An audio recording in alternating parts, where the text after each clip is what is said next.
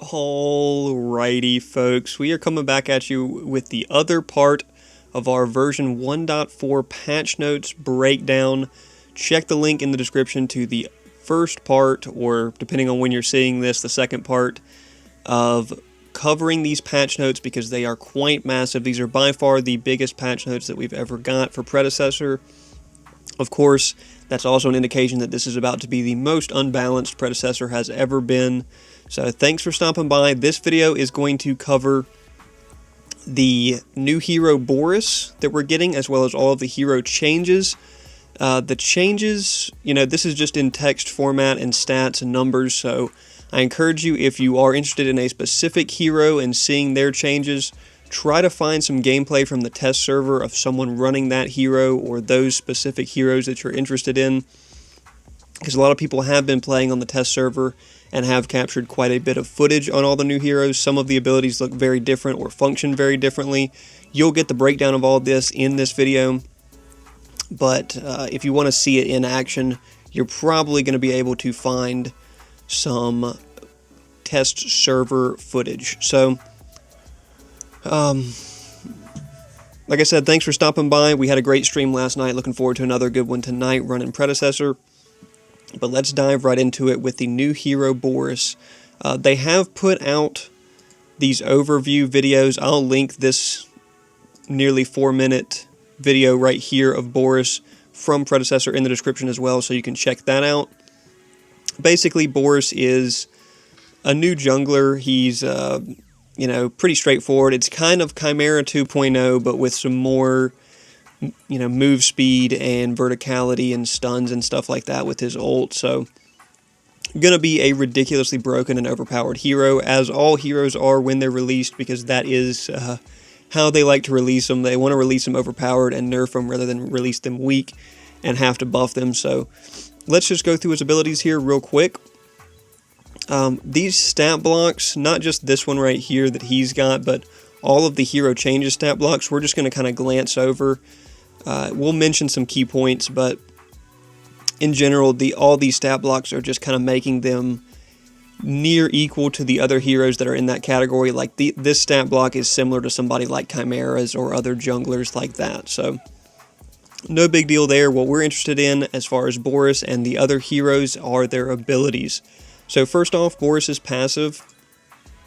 He has these little orbs that appear on his back to indicate where you're at in his passive, but the gist of his passive is every second basic attack on hit grants Boris a canister for 5 seconds. So that's the canisters that you see appearing on his back as he auto attacks.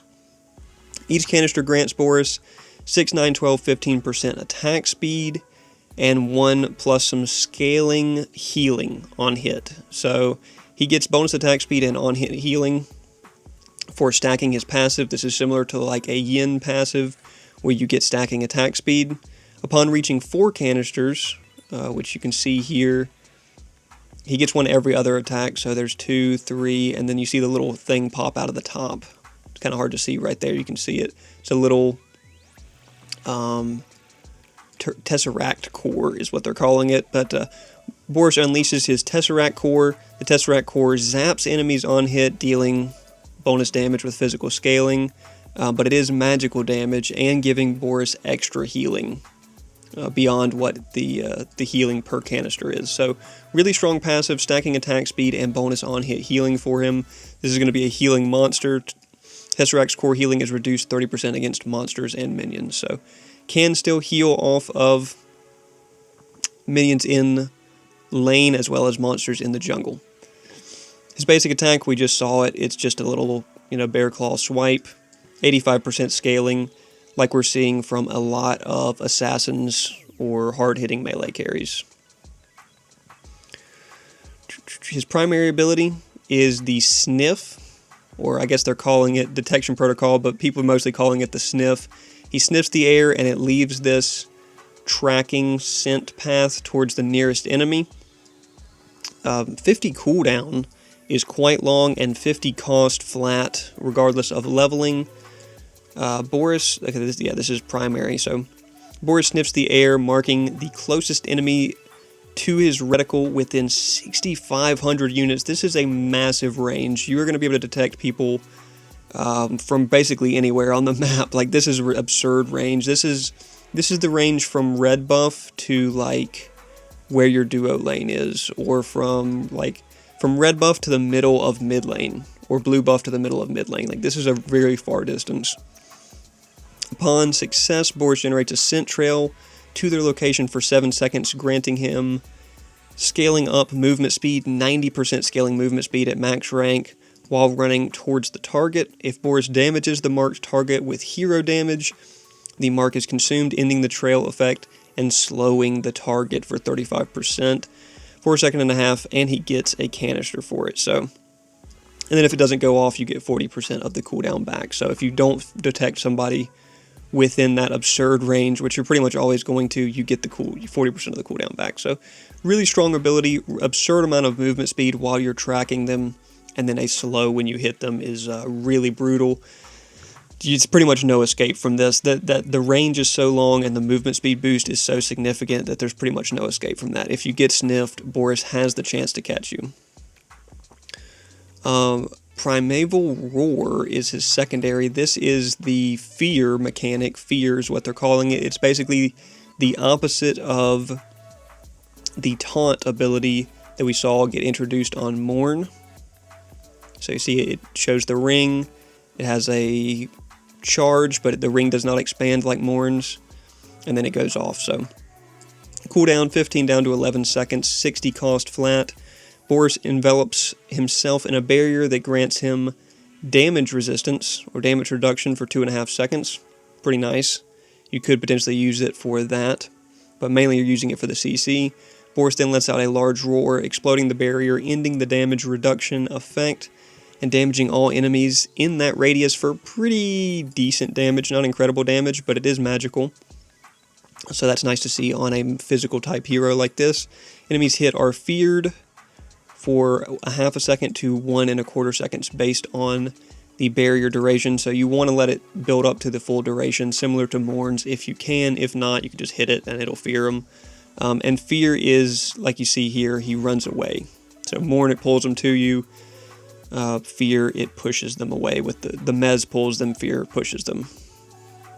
Boris may manually detonate the barrier. Yep, so you can detonate it whenever you want. Fear targets lose control and run away from Boris in the opposite direction for the duration. So pretty straightforward. Chrono Swipes, this is his alternative ability. It is a little dash with 2 instances of damage associated with it. 10 seconds down to a short 6.5 second cooldown. Gets kind of pricey on the mana at 80 at max level. Boris lunges forward 550 units. You can see what that distance looks like. 550 is kind of a significant dash. Passing through enemies and swiping targets, so you can also use this to escape, as people cannot body block you out of this. Each swipe deals marginal base damage with pretty good scaling as physical damage as he passes through them.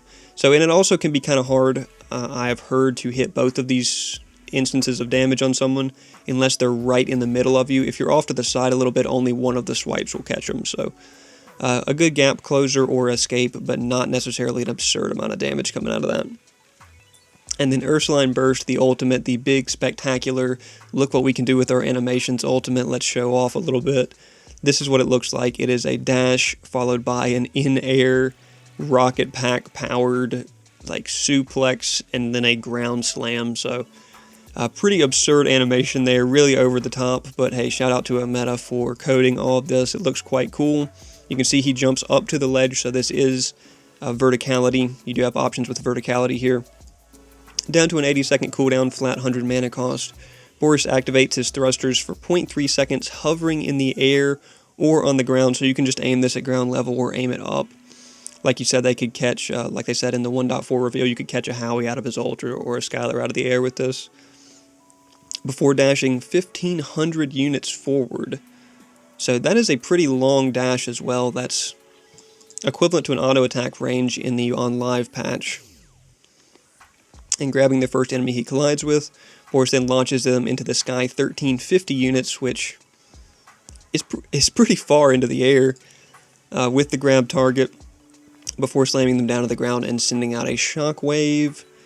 that deals pretty significant damage with ridiculous scaling, 180% physical scaling, plus target bonus health scaling, so tanks are just going to get shredded. 45% of target bonus health scaling is quite a lot on somebody like Rampage or Sevrog, where they may have 3,000 built health from items. That's a huge amount of damage to all enemies in 800 units, so you can dump that damage from a big health target onto a carry, and also slows them. So there's no world in which this is balanced. This is way too strong of an ability, even for an ultimate.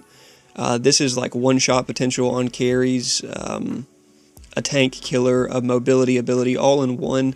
So this is going to get nerfed, but hey, enjoy it while we have it on the version 1.4 release, because that's going to be nerfed for sure. So that's what we've got for Boris. Really cool looking hero, more broken Chimera 2.0 for the most part, a lot of healing, a lot of chase down potential, has better escape options than a lot of junglers. Going to be a threat, going to be way too broken and overpowered, so play him at release if you want to experience that full overpoweredness. So all these skins and stuff we already talked about in the other video, the loot cores, skin variants, all of these gameplay changes, which, my goodness, there's a lot of gameplay changes. Check out the other video, link in the description, where we go through all of these, because it is a lot. It's some of it you don't want to miss, and some of it is kind of minor, but we're not going to cover it all again here, because that took nearly an hour just to cover all of those. So let's get into the hero balance changes. I don't even know if we'll be able to cover these within an hour, because look where our reticle is here. This is where the hero balance changes start, and they do not end, basically, until down here. So don't know if we'll be able to get through all these in an hour, but we'll go as quick as we can here. Like I said, we're going to glass over some stuff, and we're going to look at some more stuff in detail. So general hero balance changes. This is what we've got. Magical melee armor increased. So melee heroes are getting stronger magical armor and stronger magical armor scaling, as well as ranged heroes, but to a lesser degree. So not just this, but most heroes are getting increased physical armor as well, so, and reduced health. So that's something that we're going to see on all of these heroes where they mention this general stat block. The majority of them is a health decrease, a health regen decrease, a mana adjustment, some up, some down, mana regen adjustments, but one thing that's consistent is the physical armor right here. Almost all heroes are getting more physical armor and physical armor growth, and of course all heroes are getting movement speed boost. So like I said, we're going to glass over the majority of these general stat blocks. Just keep in mind that the theme is less health, more physical armor, and most heroes getting more mana, some heroes getting less mana, and all heroes getting movement speed. So Argus, looking at his abilities, his passive is getting kind of more powerful for sure, I would say here. Base damage increased. This is his passive, where if you hit people with multiple instances of damage, it scales up. So the scaling is increased, the damage is increased, the stack multiplier is increased massively, but the duration is decreased. So you got to keep hitting them with stacks more, but if you do, you're rewarded for it significantly with huge damage boost. So Dreadnova, the primary, this is the stun, the throwable stun, right? Or is this the... yeah, this is the throwable stun. So you'll see this blink proxy compatibility on a lot of abilities. This just means that you can blink during the charge up or cast time of these abilities, and the ability will still go off. Like, you know, think about Aurora's ult. You could start Aurora's ult and then blink in right before the actual final piece is finished, and it will continue. Narbash ult, you can blink in while he's drumming and hit the final knock up on a group of people. So that's what this means. You're going to see this on the majority of abilities. A couple abilities that come off really fast, you're not going to see this on, but it just means your blink does not interrupt the ability in any way. So faster moving projectile on his stun, less gravity, so you're going to be able to throw it farther, larger radius, larger projectile radius, so this is going to be much easier to hit and fly faster, do more damage. Base damage increased on it by a pretty significant amount. Cooldown increased to flat 17. We're seeing a lot of flat cooldowns on abilities. rather than scaling cooldowns as you level them, and then also a flat cost on that stun. The crystal, this is, when he pops the crystal out of the ground. Key thing on this one is no longer it blocks ability targeting, including blink and ground targeting. This was pretty frustrating before. If a Argus was really good, he could put the crystal in front of you and you couldn't blink through it or out of his way because it would stop you, or he could throw it down as a shield to block certain abilities. No longer is going to be the case. Base damage decreased on it by a significant amount, but scaling increased to make up for it. Cooldown changed to a scaling down cooldown, but a flat mana cost at 90. Particle Shredder, this is the spam ability. You can now blink without canceling it, so really nice. You can start blasting it and then blink and still keep blasting it. Projectile range decreased slightly. That's not that big of a deal. It's very slight. Base damage decreased as well, but it needs to be decreased because its passive is so much stronger. Scaling increased by 50% basically, which is a lot. Cooldown changed to a flat 3 seconds, so you're going to have this up a lot of the time, especially early game. Cost increased, so you need more mana to keep it up, and the self-slow increased as well, so you're not going to run people down as easy. Moving on to Aurora. Like I said, we're glancing over these general stat blocks, but just to reiterate, what we're going to see in the majority of these is a decrease in health, an actual mana decrease on Aurora, which is not the case for most heroes, and a physical armor increase by a pretty substantial amount, and move speed on everyone. So her passive % max health damage increased from 1% plus 0.6 per level. So just slightly better scaling on her passive, and then the scaling is the max health scaling, but then worse power scaling, so it is what it is. Glacial Charge, cost decrease, that's welcome for sure. Horror Frost, this is the ring, now blink proxy compatible. Cast time decreased as well, so it goes off super fast anyway, so probably not going to be able to see a lot of blink in, or you could blink in and hit it, but it's not going to be a lot of blink during the ability. Base damage changed to significantly more in the late game, which is nice. Scaling decreased though. Root duration decreased to a second. That's probably fair because sometimes this did feel really oppressive to get rooted for that long. Cooldown changed to be a little bit shorter early and a little bit longer late, and cost decreased to a flat 50. Boreal Sweep, this is the little sweep slowdown and damage ability that she has. Blink proxy compatible, delay before explosion decreased, so it goes off, the second shot goes off faster. Cast time decreased, scaling decreased, base damage increased, good for tank auroras for sure. Secondary base damage increase, so the secondary blast gets a pretty significant more damage, especially late game, so again, good for tank auroras. Slow decreased, cooldown decreased by a second at max rank, and 3 in the early game, which is really strong. That's good for 1v1 boxing in solo lane. And cost increased to flat 60, so if you can manage your mana, this is a really good, the Boreal Sweep is going to be much better for tank auroras. And then her ultimate, Blink Proxy compatible, this is one of the key ones that's really impactful with, because it does have a long wind-up time. Base damage increased by 100, so again, tank auroras are very happy about this. Secondary base damage increased by not as much, scaling increased, secondary scaling decreased slightly, and cooldown decreased pretty significantly. So tank auroras, man, they're going to be a threat after this patch. Countess, this hero is broken. We're going to skip over her. No, I'm kidding, guys. Now, this hero is extremely broken right now. The way they've done her new passive is basically like having a better version of Noxia with healing on it.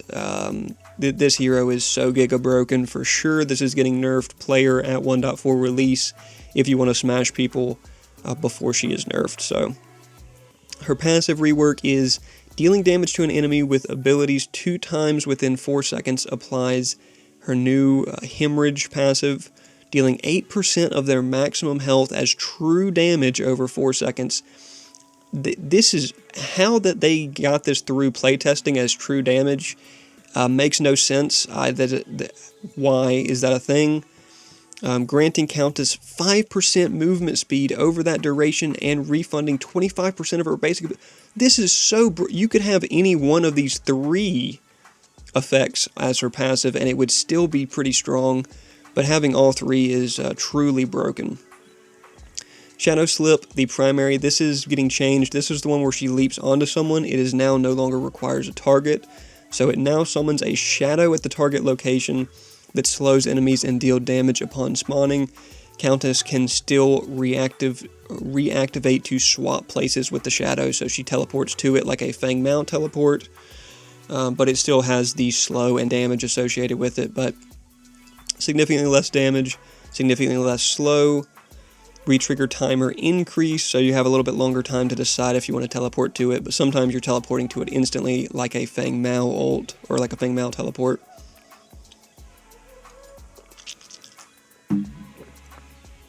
Cooldown increased. That's very fair. 8 seconds was way too short. And cost increased, so really strong ability for her. Gives her verticality without having to target enemy opponents. She can just blink where she wants. Eventide. This was the ground wave. It is now a projectile, so you can aim it up, down. It's like a cone-ish shaped projectile, kind of a cylinder shape more really. Damage decreased on it just slightly, but scaling increased, so it'll probably balance out. And cooldown increased by about a second. Yep, a second across all ranks. Blade Siphon now deals 75 bonus damage to monsters. Quite nice for her clear, which was already pretty quick. Base damage decreased to compensate for that. Scaling increased, as we saw before. Healing decreased. She doesn't need this healing anymore because her passive heals her so much. Scaling increased though, so I mean, it's probably going to heal just as much. Hero healing modifier increased.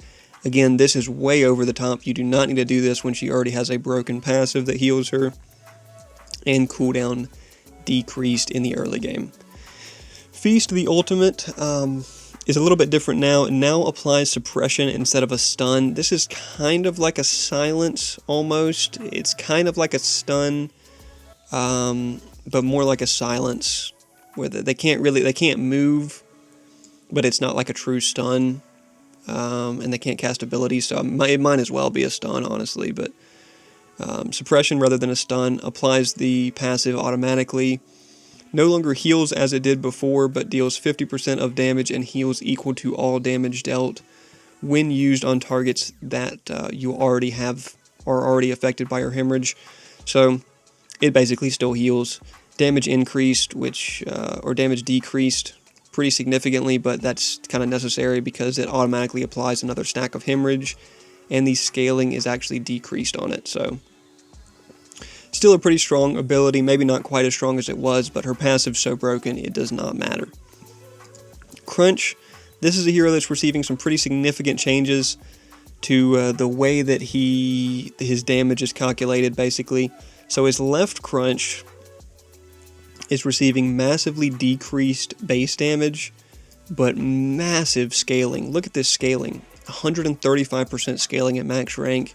And the empowered base damage is being changed from the same as his, just whether it's empowered or not damage, to a set of damage numbers that's actually stronger in the late game than even the damage was before. So that's also going to receive this absurd scaling on top.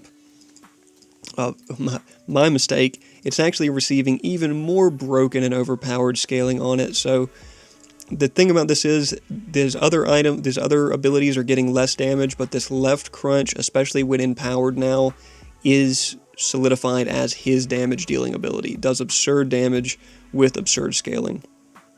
Right crunch, this is the slow and knock up.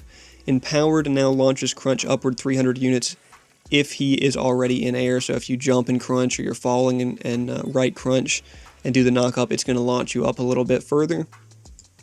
Empowered knock-up height increased, so knocks him up further, but gravity's stronger in this patch, so not a lot more hang time gained there. Actually, probably less hang time even with the higher knock-up. Base damage decreased pretty significantly.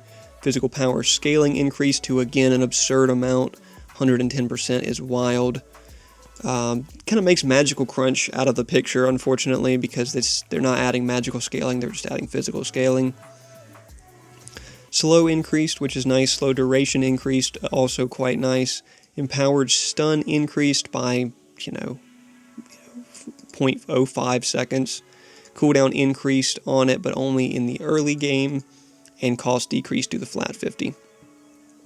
Forward crunch gets some nice quality of life improvements. The cancel window or miss window that penalizes you is decreased significantly, and no longer blocks jumping for an additional time. So you can dash and then immediately jump if that's something you need to do.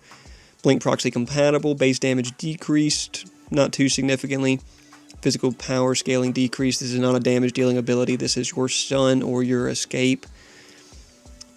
Distance decreased by 30%. When it's empowered, it's still going to have pretty long range, but the overall range is reduced and cost is also reduced. So, and here's the kicker for Crunch. Healing, physical power scaling from his ultimate's passive increased from 25 to 70%. Big physical power Crunch is going to be a massive healer. Healing also as a whole is completely broken on 1.4. It's to the point where you have to build anti-heal first or second item almost on every hero just to deal with healing, and if you don't, you lose the game. So I don't really like that. I don't like how over the top they've went with healing on all the heroes, but it's what we're working with, so get used to it. Another stat block for Decker. It's the same thing we're seeing on everybody. Health decreased, physical armor increased. We're not going to cover all of those, as I've said. Photon Disruptor, this is the beam, now updates targeting location upon beam spawning, so you have a little bit longer to aim it. Damage changed to less in the early game, more in the late game, and cooldown decreased by 2 seconds in the early game. Stasis Bomb, her stun bouncy ball. Projectile speed decreased just slightly. Gravity decreased just slightly. Overlap decrease, we see this on a lot of abilities. I'm not sure what they mean by overlap. I'm assuming that this means where it comes out of your hero. I'm not really sure. I think overlap decrease would mean that the projectile comes out more in front of your hero rather than in the middle of your hero, but not really sure what they mean by that. If you guys know, let me know in the comments, because we're going to see that on a lot of abilities here. Damage changed. Slightly more in the late game. This is really minor. Minimum stun increased to a little bit longer, and maximum stun increased quite significantly in the early game, which is nice. Cooldown decrease. Spam the bouncy balls, folks. It's going to be a fun one. Her ult. Damage decrease just slightly. Scaling increase just slightly. Slow/stun duration, quarter of a second longer. That's quite welcomed, and cooldown decrease. We're seeing a lot of ult cooldown decreases in this patch, so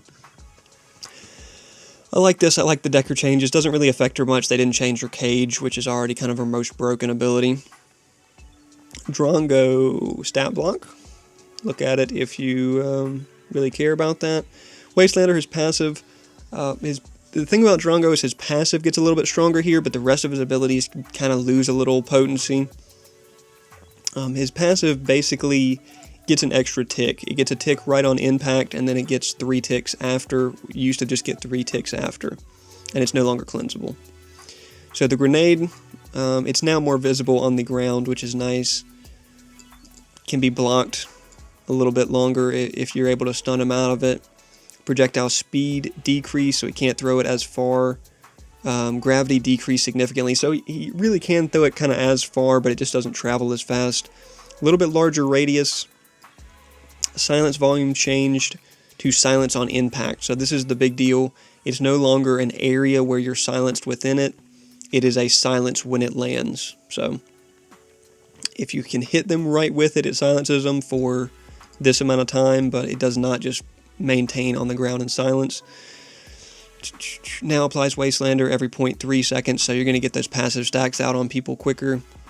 Damage decrease, cooldown decrease, cost decrease. So definitely a welcome change on that one. It seemed a little strong with the area silence. Rad Rounds, again, no longer cleansable. Applies additional stacks of his passive, which is really nice. Like I said, his passive is getting stronger here. Cooldown now starts at the end of the ability rather than the start, but the cooldown is also decreased, so don't expect that to make a big difference. Duration's increased, scaling's increased, shot damage is increased, but the base damage is decreased. So,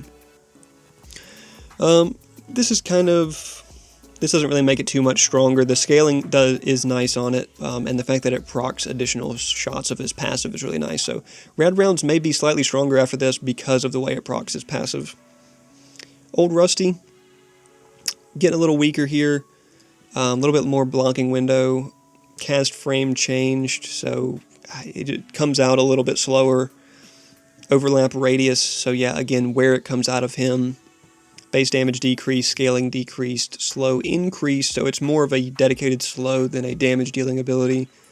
Cooldown increased by 2 seconds at the late game, 4 seconds in the early game, and cost decreased. So this was kind of an overpowered wave clear ability as far as carries go, and now it's becoming more of a dedicated slow ability, so I like that.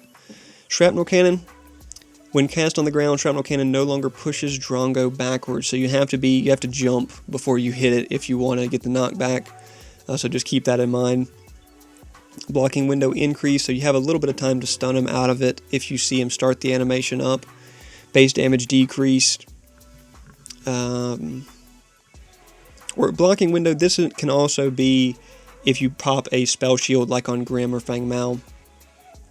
Base damage decreased pretty significantly. Scaling decreased as well. Armor shred increased, so better at shredding armor, but there's more physical armor in the game now, so that makes sense. Cooldown increased as well. A lot of cooldowns got shorter, but this one got longer in the late game. So, Feng Mao, this is a hero that got some major changes. He got a passive rework. Scoring a takedown against an enemy hero grants Feng Mao a stack once per unique hero, so you can get up to 5 stacks in a game, which increases his physical power by a % scaling amount. This is crazy. If you're building a big power Feng Mao and you get 20% constant physical power at the end of the game, that's an absurd amount of power.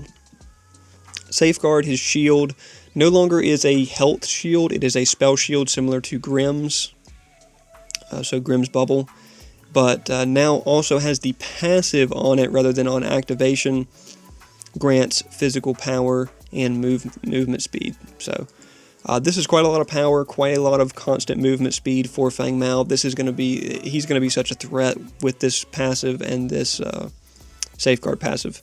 Stats are doubled when blocking a spell for 5 seconds, so that's absurd. Feng Mao super broken. Hamstring, now dealing a lot less damage as it deals damage over 2 instances. This is the amount of damage that it does in each instance if you only hit 1 target. If you hit 2 targets, you get increased damage. So, better against groups, I guess, and significantly less scaling. So, definitely not as strong of an ability Hamstring anymore, but they had to balance him somewhere. Reaping Dash now resets on takedown, so you're going to see this man blinking all around the place. Now deals additional damage equal to 8% of the target's current health. That is absurd if you're initiating fights with it. Base damage decreased, of course, to compensate for that. Increased scaling slightly. Cooldown changed to be longer in the early game, shorter in the late game, and cost decreased to be cheaper in the other game. And then his ult, you can blink while casting it now. Can now smart cast or user confirmed cast. This doesn't really matter. Now it goes on cooldown on cast instead of when dealing damage, so if you get cancelled out of it before finishing it, you still lose your ult. Width decreased, so you got to be more accurate with it, and scaling decreased as well, but this does not affect the execute scaling, I believe, right? This is just the damage scaling. I think they don't really specify here. Gadget, another hero that's getting massive changes. I definitely encourage you to watch a video of people using her new abilities in 1.4 because they look a lot different. Her new effect basically is Soulbinder. She gains stacks which provide her magical power throughout the game. You can gain them from killing an enemy minion, you can gain them from damaging enemy heroes with abilities, or on takedowns. And you get 1 magical power per 5 stacks. So basically just a free Soulbinder, really strong. She's going to have the highest magic power potential at the end of the game of any mage now, which is really nice. Of course, to compensate that, they've got to take the damage numbers down on her abilities. But what are you going to do if you've got 1,000 power Gadget running around at the end of the game? You know, projectile overlap radius, so comes out a little bit more on from inside of her than from in front of her.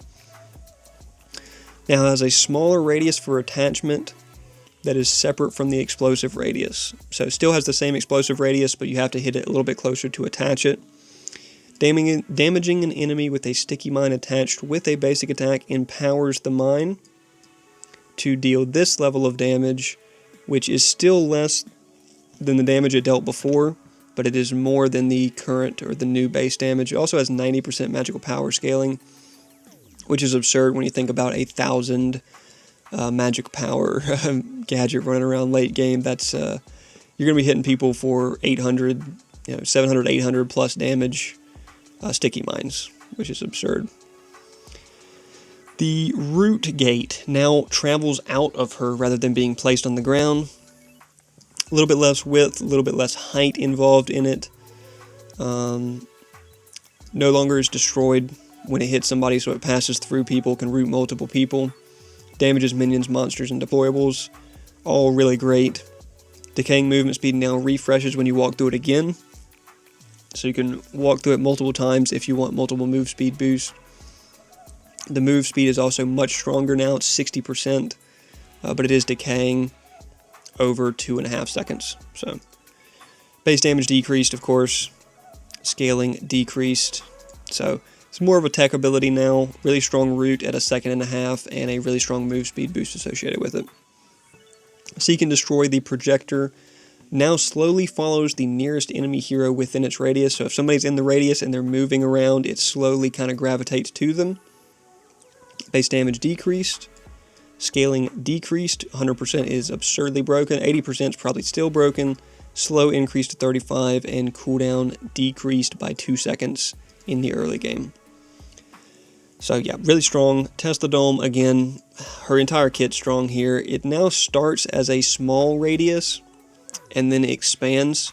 See, the initial radius is decreased to 500, but it expands by 60% over 2 seconds, so it will be slightly larger at the end of that 2 seconds. And the slow is harsher now as well, so really strong kit for Gadget. Potentially the best mid laner post-patch. Gonna be broken in the late games. Gideon, getting some changes, not too ridiculous. Burden, so his passive is changing up quite a bit. Shorter range, no longer slows, but now if you stick it for the full duration, which is 2.1 seconds, it roots them for a second. So nice little passive root for Gideon, quite strong with his 1v1 potential. Does some good damage too over a really short period of time as well. A little bit less scaling. Cosmic Rift, so this is the Sky Drop Meteor. Hits targets as it passes through them from the sky, so if they're up in the air, you can still catch them. Hitbox tightened up to match the decal, so it'll look more accurate. Range increased majorly. This is one of the key points in Gideon. This Cosmic Rift Meteor can drop from way far away and pop people with 90% scaling now. Less base damage, of course, but not by a lot, considering 90% scaling is absurd. Cost decreased to be cheaper in the early game, so you're going to be able to spam it, and cooldown decreased as well by 2 seconds in the early game. So an early game spammable, high damage, high range ability for Gideon is kind of what he needed. Torn Space, his teleport, the range was decreased and the cooldown also decreased in the early game for a cost increase. It doesn't mention here, but in the 1.4 play test server, you were not able to follow a Gideon through his teleport. An enemy could not follow you through your portal. So I think they maybe reversed that and just kind of nerfed the range, and it doesn't mention here that you can not follow him through. So I think enemies will still be able to follow you through your Gideon portal, at least according to these patch notes. Void Breach, the projectile that he sends out from him, gets slightly increased range, much better radius, base damage decrease, scaling slightly increased, slow decreased from 35 to 30. Slow duration increase, so that kind of balances out between those two changes right there. Cooldown decreased. by quite a bit. A second across all ranks is quite nice, and then cost increased. So got to manage your mana better. This is a weaker ability overall now, but a little bit easier to hit with a bigger radius. And then the black hole, his ultimate, can no longer be cleansed. The radius is decreased by about a quarter, but the pull strength is stronger. And he can now act 2.75 seconds after casting it, so if you're up in the air, kind of like the end of a Howie ult, you can start throwing abilities out right when you come out of it. Base damage also increased pretty significantly, so black hole is going to hit hard, pull hard, but have a little bit smaller radius. Greystone, another one receiving some decent changes to his passive and his ult. Again, you see what we've been talking about. Less health, more physical armor.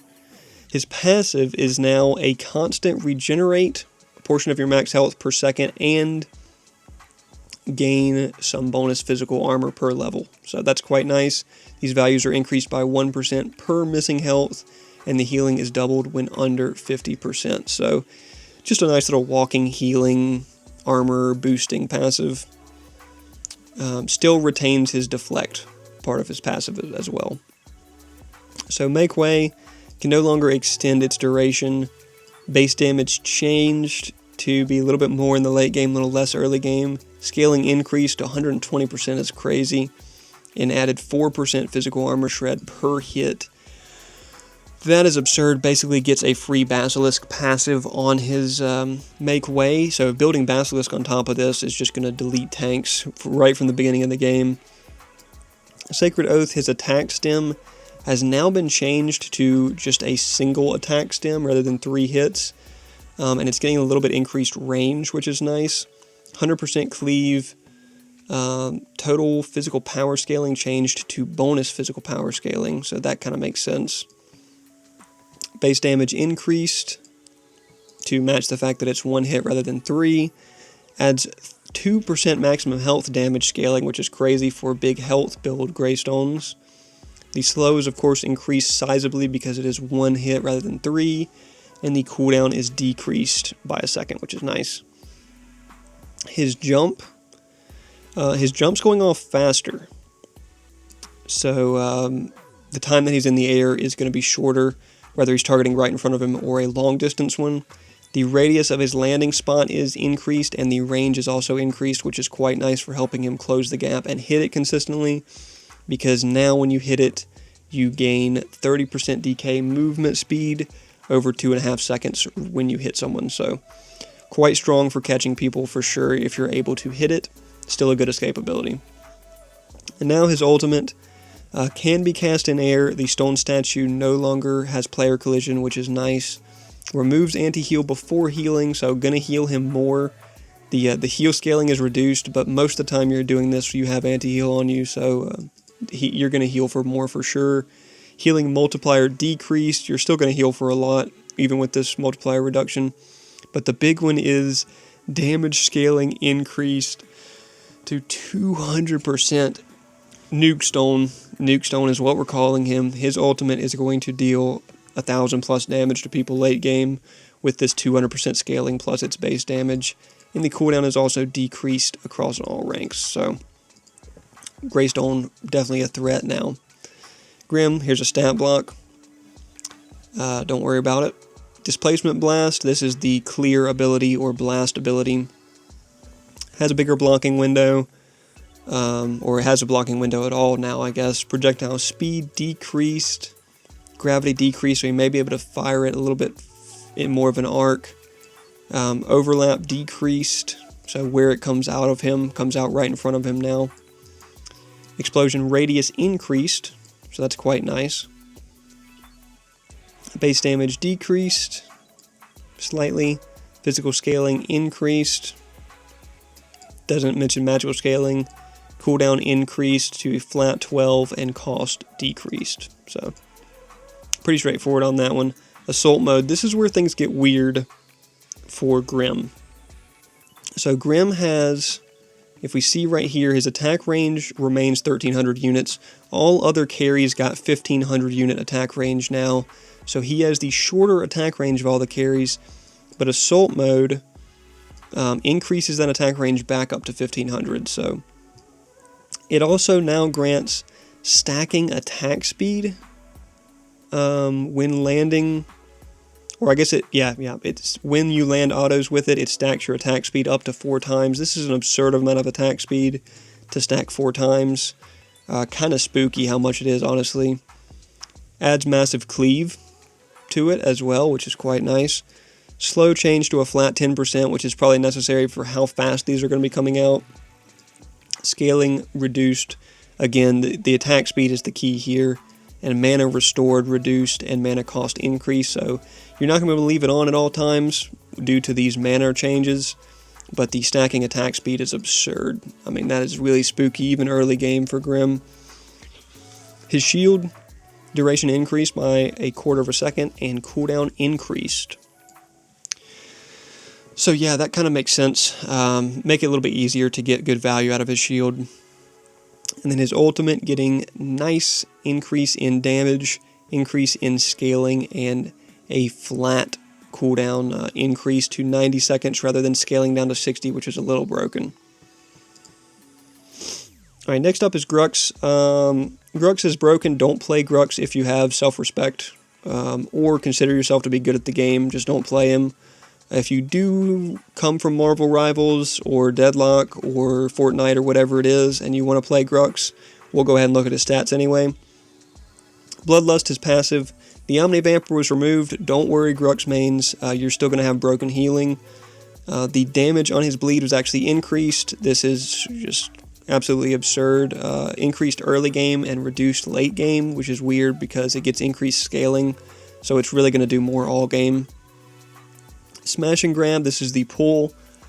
It now is channelable. It's not just a one set pull. It's a range change from 600 to 1800 based on how long you charge it. The damage has decreased pretty significantly, but the scaling is increased. The stun is increased on it as well, so crazy pull and 3/4 of a second stun. Cooldown increased by a second late game and a little bit more in the early game, and cost decreased. So check out some footage of this. 1800 is a really long pull range, but you do have to channel it for a second to get that range. Crunch, this is his knock-up ability. Now deals damage to all targets it passes through, does not collide upon reaching heroes, but instead stops shortly after damaging them. No longer stuns, but still knocks targets upwards. Knock-up height decreased, so not as harsh of a knock-up. Range increased. Now this is the key one. It is a much further dash than it was before. Shout out to giving Grux more mobility, the only thing that he lacked. Base damage changed. Still going to hit hard because 100% scaling on it now, which is wild. Cooldown increased 1 second in the late game, so not that big of a deal. And cost decreased. So you have better range now with his dash, but it's not as harsh of a stun and knock-up. Double Pain, this is the double swing.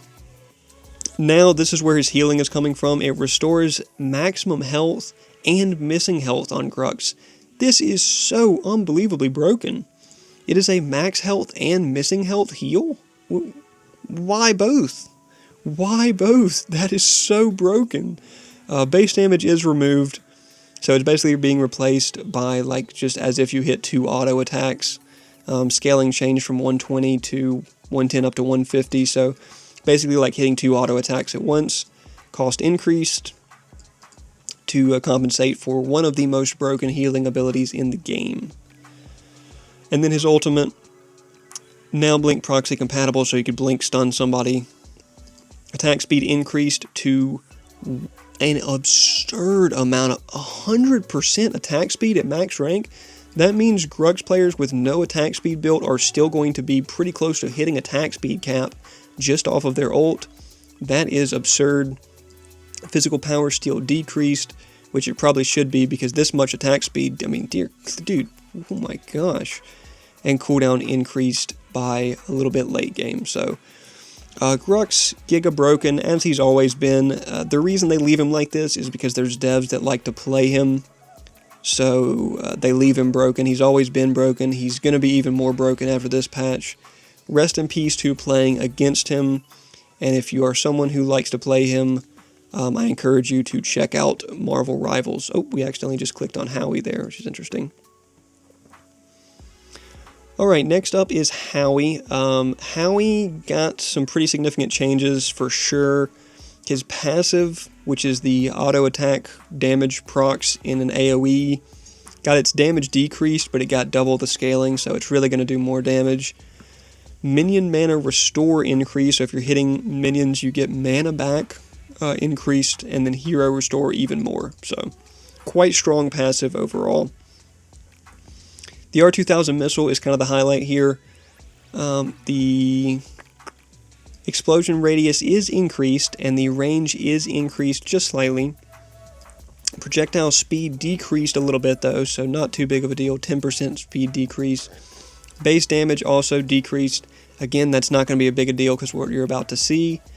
The scaling is increased, and now the kicker deals bonus damage plus bonus scaling damage to direct hit targets. So, if you direct hit someone, you are now dealing, in the late game, 210 damage, plus 70% of your magical power, as well as an additional 140 damage, plus 40% of your magical power. So this is a 350 base damage, plus 110% magical power scaling, if you direct impact someone, plus all of your procs, like combustion. This definitely is going to be able to hit for 700, 800 damage in the late game, if not 1,000 plus if you direct hit someone, so that's pretty crazy.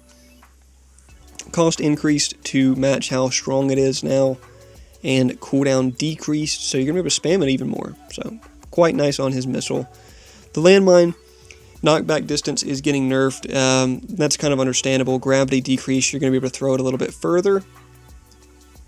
Base damage changed to be less across all ranks. I don't know why they wouldn't just say decrease instead of changed. Cooldown decreased as well, so you have a little bit more safety with that knockback mine. And cost decreased pretty significantly in the early game, so that's quite nice. The slow grenade minefield, they trigger from a little bit further away, which is nice now. The initial damage is getting more in the late game, less in the early game, slightly, but you're getting more scaling, so late game the minefield is going to hurt quite bad. Additional damage, of course, for multiple mines proccing on someone is increasing with more scaling as well. The slow is getting not quite as harsh. 40% slow in the late game was very harsh before, but the slow duration is increasing as well, so no big deal there. Still going to be quite strong. And the cost is increasing. So that's kind of all fair. It's still going to be a really strong ability, good to proc your Soulbinder with. And then finally his ultimate. The duration is decreased that you're in the air, but the way the missiles come out is very much different. It's 3 barrages of missiles rather than a consistent burst of missiles. So it's 3 barrages of 8 missiles with over basically half a second in each barrage with a half a second gap between. So, and this is instead of 16 missiles over 1.6 seconds. So it takes longer to get the missiles out, but you get more missiles. Projectile speed is increased pretty significantly, but the radius is decreased, so you want to hit them directly with these missiles if you can. You now move 30% slower while firing, so not quite as good of an escapability, but still gives you a lot of safety while you're in the air. So overall, the damage per missile is decreased, but since you're firing 8 more missiles, or 4 more missiles, what was it before? Yeah, it was only 16 before, so you're firing 8 more missiles. The total damage, if you're able to land it all, is increasing by quite a bit.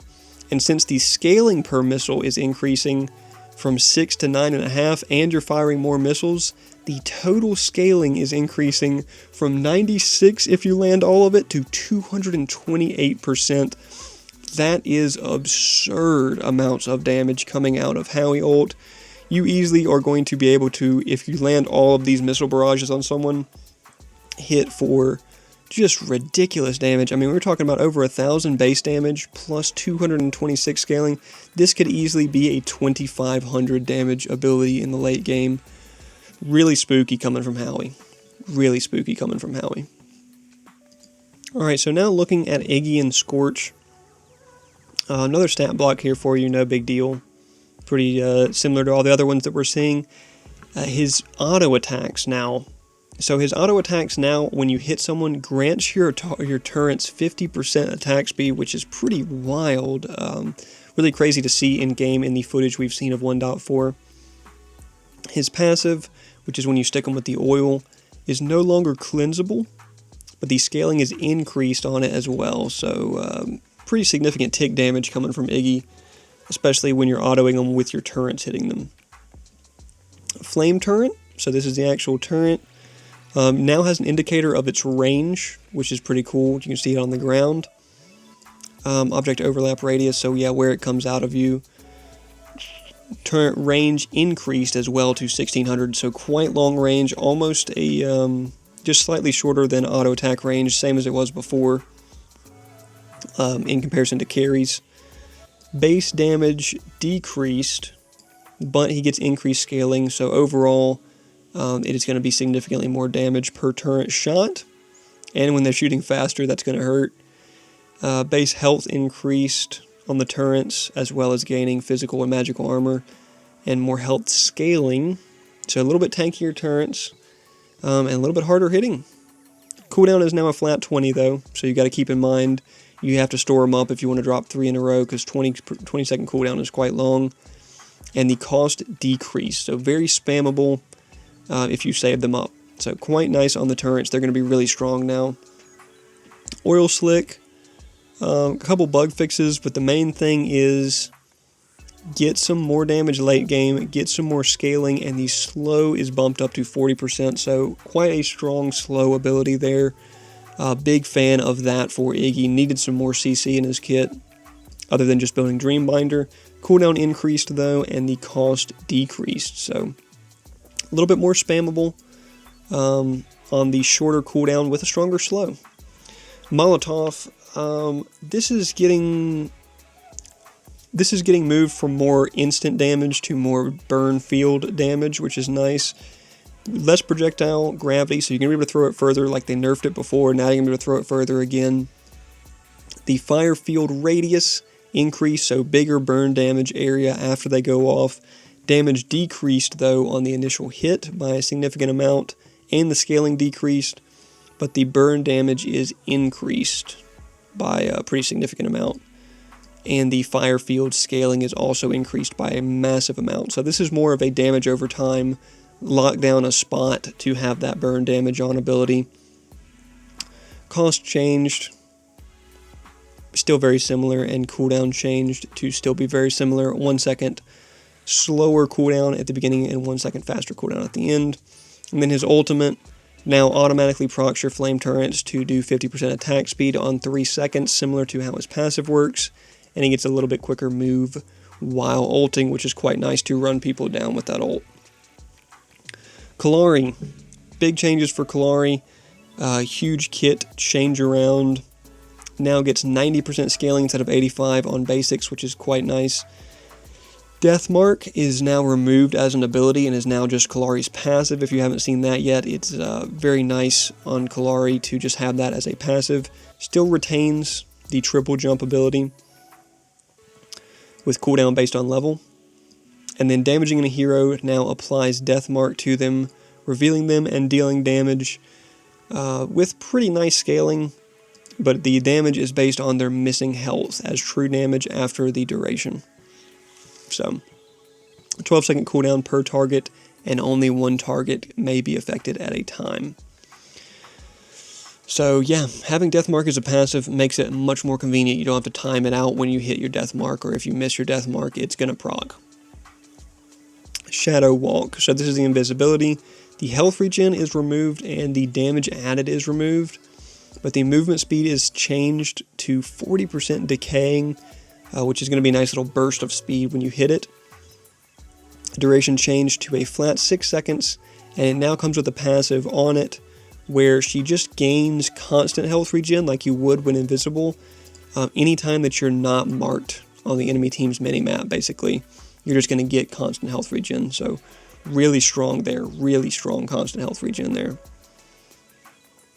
Shadow Dance, this is what replaced the Death Mark ability. So it's now an ability where she backflips into the air, targets an enemy, dashes to them, deals damage with nice scaling, 90% scaling, and it is doubled if they are marked. So quite a strong ability there. Really like to see that the interaction with Death Mark for double damage, and gives her even more mobility. So you could triple jump and then hit this, and you're just going to be, 5,000 units in the air or something absurd. So Crippling Dagger, the dagger throw getting a little bit weaker here overall, getting a longer cooldown between double dagger spamming. Additional monster damage is nice, whatever. Scaling decreased though, slow decreased though, slow duration increased a little bit to 1/4 of a second longer. And cooldown changed to be longer in the late game. Actually, yeah, shorter in the early game, longer in the late game. So a little bit of nerf to the daggers kind of has to happen with how you're moving the Death Mark to the passive.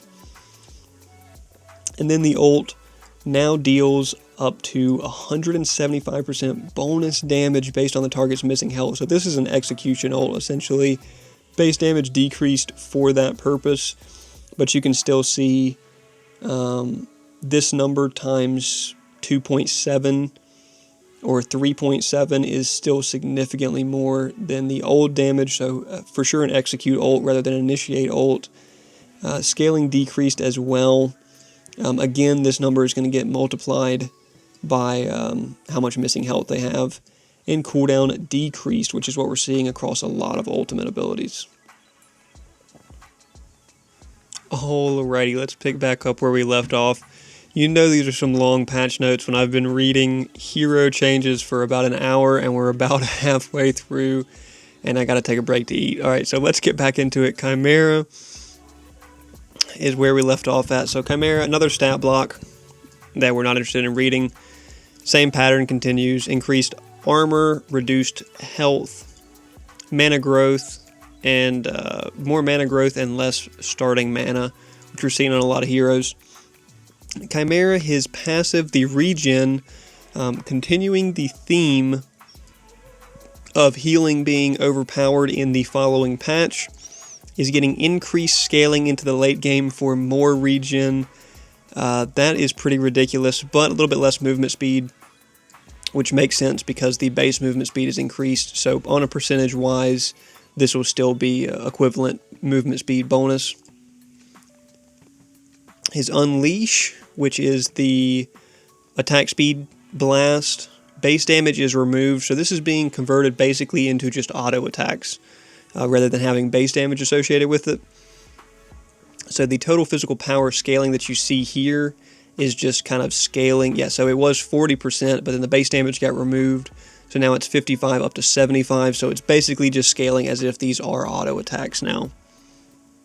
Cooldown decreased to 3 seconds at the end of the game and 7 at the beginning, so he's basically always going to have this up.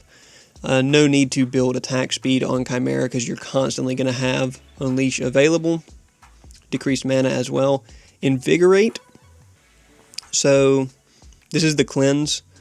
Increase or decreased healing scaling on this by just a little bit.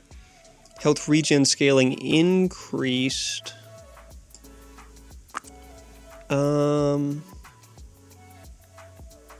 Healing scaling decreased. Health regen scaling increased. What is... So more regen and less health up front, I guess? I don't really know what the deal is with... health regen scaling increased. I don't know. I'd have to see the ability and how they have this broken down to understand what those numbers relate to. But that's a pretty big jump right there, and a pretty small jump right there. So I'd assume this is more healing overall. Ambush, this is his leap, scaling increase to 100%. Range increase, so that makes sense with the ranged auto attacks being further. Cooldown change to a flat 9. That's good because 7 seconds is a little short in the late game. You can constantly jump on people. And cost change to a flat 50. So based off of this, it's looking like this is no longer an ability that you're going to level. You're just going to unlock it once maybe and then just not level it for the rest of the game because the cooldown and mana cost are flat. And then his ult, we've got damage decreased in the early game only, scaling increased, damage over time increased by a lot. Wow. And damage over time scaling increased by a lot, so more damage coming out of Chimera's ult overall. Kira, this is a hero that got some pretty significant changes. Passive got kind of reworked. It now grants Kira Umbrum upon reaching maximum stacks on any enemy hero. Umbra allows her to apply max stacks of Vengeance every hit. So yeah, basically if you stack up her passive on one hero and then auto somebody else, it automatically puts max stacks on them as well. So quite powerful overall there. Kira already not a weak carry by any means, so this is going to be a pretty strong change. Dusk, this is the cleanse, right? Yeah, this is the cleanse ability that removes the stacks from them. So base damage decreased, damage per stack increased. Yeah, so damage per stack, which is strong considering you're going to put max stacks on people. Stack scaling increased, so again more damage. Slow decreased. The slow was kind of oppressive a lot of times in 2v2s and 1v1s. And cost goes to a flat 70. Shadow Glide, the dash, now resets on takedown. This is the big thing people were talking about from the playtesting. Range decreased, but it gets reset, so that's quite nice. Now grants 240 additional range when Kira has Umbrum. So if she is at max stacks, it is a farther dash, but otherwise it is a shorter dash. That's good. Add some skill to play around there. As far as when you want to hit these dashes, when you want to have stacks. Cost decreased as well to quite cheap. But the cooldown is lengthened. Okay, so that's kind of fair overall because it does reset. Mercy, the cannon, the hand cannon. Bonus minion damage removed. 50% cooldown on hero hit removed. When Kira gains Umbra Mercy's current cooldown is reduced by 50. So if you do hit max stacks, the cooldown is cut in half of whatever's left on it. And then it has 50% less cooldown when you're at max stacks. Base damage increased. Scaling increased. Up to 100%, which is quite nice. And then her ultimate, fingers crossed, let's see, I haven't read this yet, let's see if it does something now. No longer triggers on-hit effects. Now deals effects over 2.5 instead of 3 seconds. Great, good change. Self-slow increased. Damage per tick decreased. So total base damage is decreased significantly. Scaling per tick increased. So total scaling increased from 360 to 525. Okay, so more damage and a longer cooldown. Alright, still the worst ult of any carry. That's good to see because the rest of her kit is quite strong. Huang, there's a stat block for you to look at. Less health, more armor. Mana increase. Mana growth increase. His passive did get changed around quite a bit. Before it was you cast an ability and then you get electric damage that blast off of people in an AoE. Now you get 60% attack speed for your attacks while that next attack is going to proc your electricity.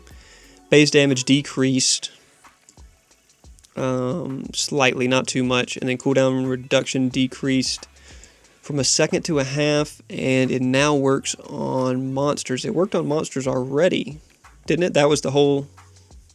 It worked already on monsters after the last patch, so that's interesting that they mentioned that here. Maybe it didn't? I swear it did.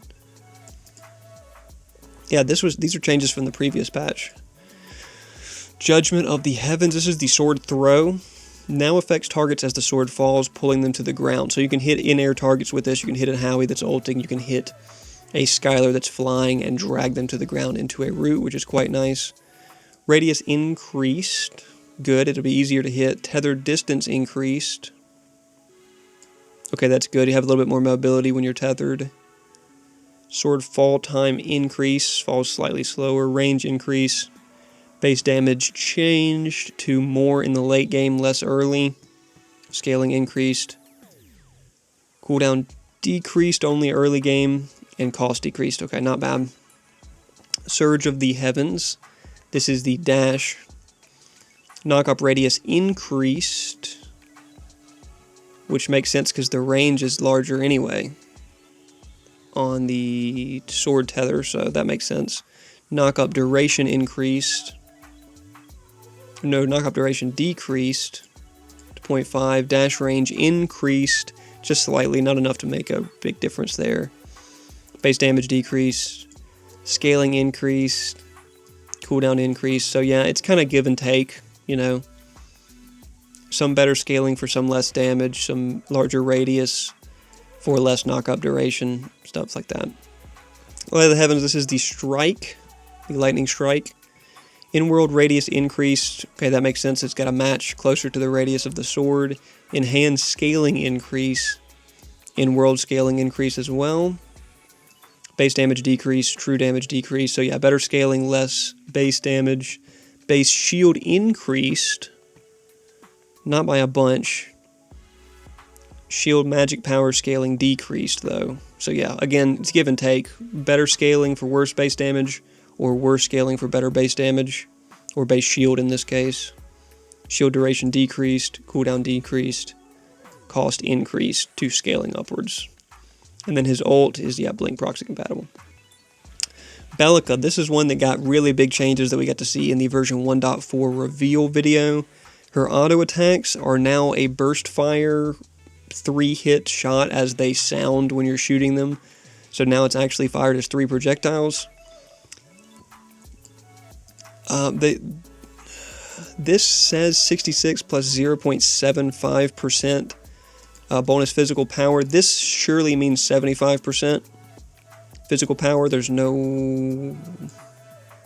Right, there's no way that they make this 0.75%. Yeah, there's no way they make that. That's not even a full percent. So surely this means 75% over 3 hits. And they apply on hit at 40% effectiveness, which is quite strong. Carry Belica maybe in the cards with prophecy builds. Innovation, her passive. Gain 10% increased mana on maxing an ability removed. Now grants 10 ability haste on maxing. Okay, wow. Less Azure Core builds coming out for sure, and 10 ability haste is quite strong. Ability haste has diminishing returns though, so this may mean that you aren't building as much ability haste on her because you're going to get a bunch for free. And you may just be fine with like Time Warp, giving you all the haste that you need. Seismic Assault. Camera blocking window reduced. Instead of traveling, it now explodes within the whole AoE after... Okay, so this is the line knock-up. So now, instead of traveling from her out, it explodes within the whole AoE after half a second, so that's good. Makes it harder for you to get knocked up by her point-blank range just instantly. Base damage decrease, stun duration decrease, just barely, not by much. The Void Drone, this is what a lot of people were complaining about before. This is like kind of a dead ability. Now it's going to be a little bit better. Can now take damage from abilities. Okay, never mind. This is now trash. Hero basic attacks deal 2 damage. Single target abilities deal 4. AoE abilities deal 3. Damage over time abilities deal 1. So yeah, never mind. This ability is now trash. It's going to be so easy to counter with other mid laners, and in team fights it's probably just going to get destroyed by AoE abilities instantly. I didn't realize that's how they were changing that. Minions and monsters deal 1 damage, towers deal 8. Oh, did they change the health pool? Okay, health increased to 10. Okay, that makes sense. But I was about to say, with 4 health, like a single target ability insta-kills it, but 10 health, that kind of makes sense. Now damages heroes hit by Belica's abilities. So yeah, when you're in the zone of it and she hits you with an ability, you take damage from it. Now always drains 2% mana when dealing damage. Great. Maxed ability now increases it from 2 to 6, which is great. Damage changed to a little bit more early, less late. Duration increased to 10 seconds. Okay, that's another good change. AoE. Current mana drain decreased from scaling up to 6.5 to scaling up to 4. Okay, so definitely still good overall. Decent added damage, decent mana drain. It's still going to be like one of her least impactful abilities, but at least it's got more use cases. Void Bomb, max upgrades changed from increased magical power to spawning an Echo Bomb that explodes 0.8 seconds after the previous, dealing 80 plus 30. So yeah, it's a secondary explosion that happens after the main one. Of course, for that, you're going to see a base damage decrease on the initial explosion, and a scaling decrease, and cooldown increased. You guys surely all remember, if you've been playing for a while, when they reduced this Void Bomb to 5.5 seconds. Did not take a genius to know that that was going to be overpowered. I'm sure we mentioned it in the patch notes when we looked at it the first time. Going back to 8.5 seconds, down to 5.5 seconds at the end of the game. 5.5 seconds early game is just clearly not balanced. Neural Disruptor, so yeah, her ultimate, no longer a lock-on. It's now a piercing skill shot. Now commits it on animation start rather than shot fired, so if you stop her before the shot comes out, she loses it. Now silences enemies targeted hit for half a second, so if you ult a Howie out of the air, even if it doesn't kill him, he's silenced, so he's coming out of his ult. Max upgrade effect changed from increased range to killing target resets the cooldown. So you have to have it max rank before it gets a cooldown reset. That's kind of something we were wondering when they showed it off in the reveal. It has to be max rank before that is a thing. Base damage changed to about the same. Scaling increased. Mana to damage decreased slightly, 10%. And range increased to 1800. So it does have longer range than a standard auto attack, which is nice. And just to confirm,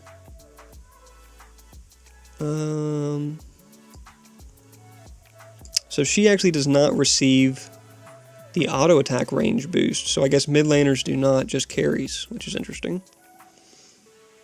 Yeah, because we don't see it on Morgash here either. So that's something good to know. Not all ranged attack heroes will have the full auto attack range that carries have. Something to note for sure. Morgash, she's already broken. We don't really need to talk about her because she is completely broken in this patch. Absurd levels of healing and probably oppressive damage numbers. Her passive now stacks up to 3 times on someone, which is just ridiculous. Base damage, of course, is decreased to compensate for that. Scaling is, of course, decreased. 50% damage to monsters. And adds 2 + 1 per level monster damage cap per stack. So it does have a cap on monster damage, but it scales up. Stacking up to 3 times is just ridiculous. So that's so much tick damage coming out of all of her abilities. Yeah, so her dagger does stay at 1300 range. Damage dealing now refreshes Pestilence. So, oh, okay, so yeah, you can keep auto attacking. Let's see if it mentioned it in here. So it didn't mention it here that her auto attack range was increasing or staying the same, but then they take the time under Morgash's to clarify that it does stay the same. So interesting there.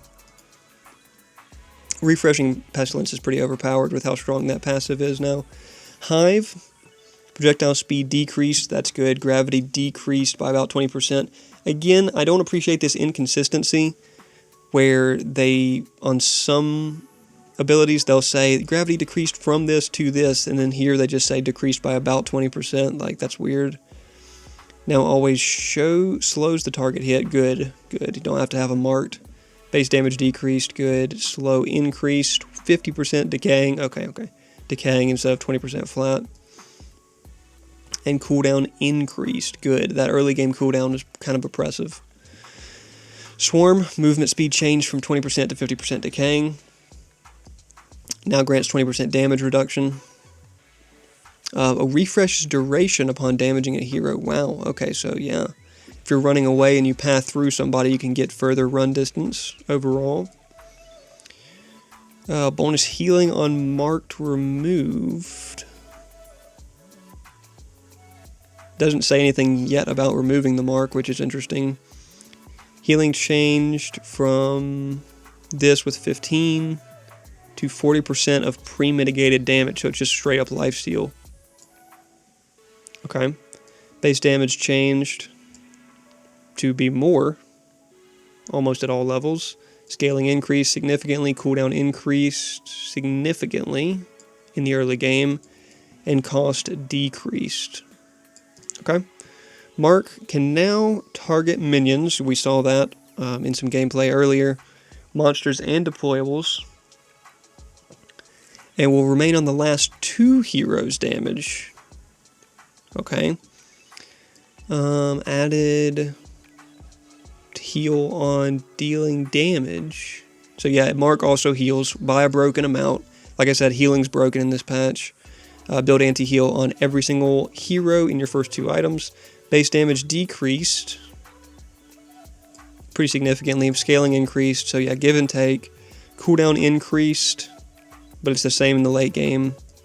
And cost decreased to flat 40. So yeah, this is completely broken. This entire kit's broken. Mark, right here, Mark will remain on on just last hero damage. I don't know why I was read last 2 hero damage, but last hero damage, okay. That's good to keep in mind. Thought I just accidentally clicked Morn there. Morn, no changes for Morn, just a couple of stat changes because Morn, they probably had him where they wanted him pretty much completed. They probably had this version 1.4 almost completed by the time he came out anyway, so they were prepared for this patch. Murdoch, stat changes, no big deal. Passive, now triggers on every 6th, cooldown removed, this is good, this is a good change. Now triggers on every 6th successful basic attack. Armor pin removed, interesting as well. Empowered shot range increased, yep, to match the fact that his normal auto attack range is increased. Now, does it mention that here? It does not mention that there, so it's really weird. Max range, static. So yeah, some heroes they mention it, some don't. That it's just really weird. Empowered shot range increased. Deals bonus damage for off of percent power scaling. Okay. So interesting, changing it to 6th successful basic attack. Makes this more of an attack speed desiring hero for sure. Static trap the mine. Projectile speed. Okay, so that thing gets placed instantly, basically. 10,000 projectile speed. Activation time decreased. Good, good. Max range increased. Trap duration decreased. 40 seconds is still quite long, though. Trap damage decreased. Scaling decreased. Root duration increased significantly. Enemy hero root immunity increased. So if you get rooted by one, you can't immediately get rooted by another for 3 seconds. Cooldown increased in the early game, and cost decreased slightly. So give and take, as always. That's what we're seeing across all these abilities. His speed up, duration increased to 5 seconds. Oh, geez. But it's only 35% decaying. So that's probably less total move speed overall. But now grants attack speed stacking up to 5 times. It's interesting. Resets on takedown is really strong. And cooldown change to be longer in the late game, shorter in the early game. Cost decrease. Okay. Shotgun. 20% physical armor shred. I think it used to have that back in the Paragon days. It was an armor shred kind of ability, so now we get to see that come back. Cooldown changed, longer in the early game, shorter in the late game, cost decreased. Okay. And his ult, wind up laser radius increased by 6 times. So yeah, this is the like indicator that you're about to get sniped, basically. So you're going to see this ahead of time, and it's going to be much more noticeable where the snipe's coming. Angle increased. I'm not sure what the angle increased would mean. Maybe how tight the up and down vertical tilt of it is. I'm not really sure. Time to fire increased by a little bit, so you have a chance to react to it when you see it. Base damage increased by a little bit. That's good. You want it to feel impactful. Good changes overall for Murdoch. Really brings him in line with where they have Kira, is what it seems like. Muriel's passive. Base damage increased and scaling decreased. So less full auto attack magical Muriel's doing insane damage late game, but a little bit stronger early game. That's kind of the point of Muriel. Serenity, this is the movement speed run, right? Or no, this is the slow. Scaling decreased, slow duration increased, nice. Cooldown decreased, cost decreased, okay.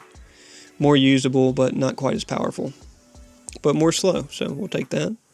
Consecrated Ground, this is the bubble. Base shield decreased. Of course, shields have to come down because armor is applied to them now. Shield scaling decreased, but just slightly. Cooldown decreased, cost decreased. Great. Get more shields, make them smaller to compensate for armor affecting them. Alacrity, this is the movement speed one. Added a soft lock-on when targeting towards an ally hero. Okay, that's really nice quality of life. I'll have to see how that feels in-game. It probably feels really nice. Shield scaling decreased. Movement speed increased to 40% is quite wild. Attack speed scaling decreased. Cooldown decreased. Cost increased. We'll see how that soft lock feels in-game. I think that's probably a good change. A little bit easier to use. That kind of was like one of the harder things to use on her, so that's kind of weird that it seems like everything in this patch has been more skill-based, and that's kind of a weird lock-on that they're adding there. The ult, base shield, of course, is decreased. Shield scaling increased, though. Wow, so you're going to be able to put massive shields on people late game, and damage scaling decreased. That's a good balance. Muriel may be fun after this. It's gonna be. I'm excited to play Muriel after this with the shield changes. Narbash, the old drummer boy. Song of My People passive now grants 1.5 increased physical power per stack.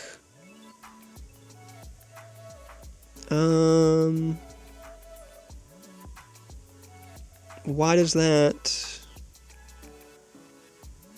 matter? Am I missing something? I'm assuming that means on Narbash, right? Not on teammates? Or no, this is the Song of My People. But why wouldn't they just put it here? I don't know what's up with that. That's kind of confusing. If that is on his drumming, then that's quite strong for allies, but it's kind of weird that they list it as his passive. March, 6% magical power scaling to speed. Wow, okay. Benefits you from building some power. The heal takes 1% faster per 1 ability haste. Wow, okay. Nice, great healing. Healing is now doubled for allies. Oh, geez. So that means they nerfed it, right? Yeah. So it's doubled for allies, but then they nerfed the amount, of course. Scaling decreased by 50%, yeah. Rhythm heal per second changed to a little bit more, so yeah. He benefits from having his passive going. The Thunk, rhythm no longer decreases cooldown. That's fine. Rhythm increased damage dealt.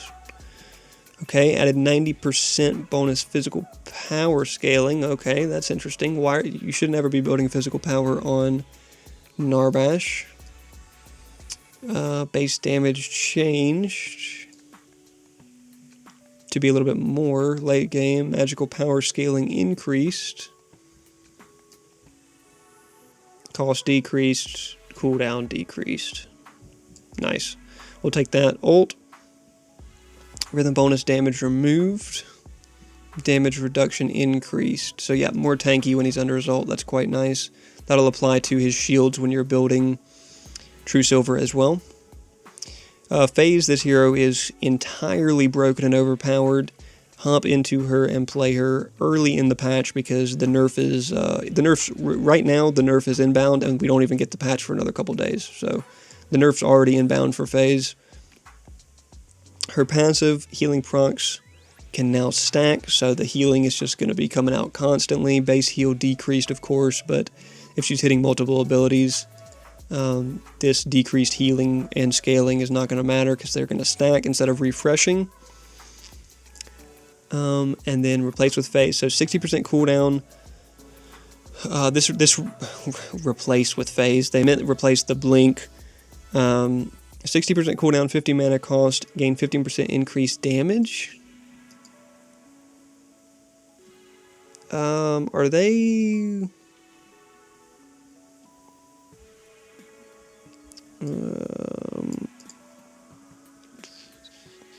Yeah. So I mean, they replace with phase. This replaces your blink is what this is. So your blink is on a 60-second cooldown, costs 50 mana. And after using it, you gain 15% increased damage for 3 seconds. This is the flare, the flashbang, as most people call it. And the key point on this is reduces the cooldown of your blink to 1 second upon damaging an enemy hero. So basically, if you blind anyone with this, you instantly get your blink refreshed, which is already an improved blink because it's a 60-second cooldown blink with a damage bonus attached. So in addition to that, the flashbang, getting damage decreased, scaling decreased, blind duration increased, just slightly, 0.1 seconds, radius decreased, which is good. It did seem a little long before, and cost changed to scaling. The super annoying root beam gets its range decreased significantly. Good God, dog, that thing is oppressively long range. Slow per stack decreased, root duration decreased. Yep, this is kind of necessary, especially them making the rest of her kit stronger. You can't leave that broken energy beam in here. The link, this is key. This is a key change for how you play against Fae. The link is no longer destroyed when Phase gets CC'd. The link is destroyed when the person she is linked to gets CC'd. Phase can no longer pull targets affected by hard CC, so if you stun their carry, she can't just pull them out while they're stunned. Link now turns yellow if Phase cannot pull due to terrain obstacles. That's a nice little quality of life. And red if they are unable to pull due to CC. So it doesn't break the chain when the carry is CC'd, it just makes them unpullable until the CC is over. Pull cooldown changed. 1 second longer in the end game and a little bit shorter early game. So quite nice. Phase is broken and infinitely resetting. Blink as long as you're able to pay the 50 mana for it and hit a blindness. She's just going to be blinking all over the place, pulling heroes all over the place, getting in, getting out of fights. Really strong for sure, overpowered. Like I said, the nerfs are already on the way for her. Ramp, stat block, passive. Okay, I haven't seen this yet. I do want to see this because I like playing ramp. Attack speed removed from his passive. Max health regen increased to a level scaling based regen. Regen now doubled in the jungle. Out of combat healing modifier removed. Okay, so it's just a jungle modifier, not an out of combat modifier. Upon being immobilized, gain 40% tenacity for 4 seconds and restore 5% of maximum health over the duration. So you get a heal when you're stunned and you gain tenacity. That's pretty good. I don't know if that makes up for the attack speed loss because that's kind of what carried his early game clear. But we'll see how that feels. That probably feels really good under ult. Boulder throw. Pickup speed increased. Let's just say rip pickup speed increased. Pickup speed increased. What is rip?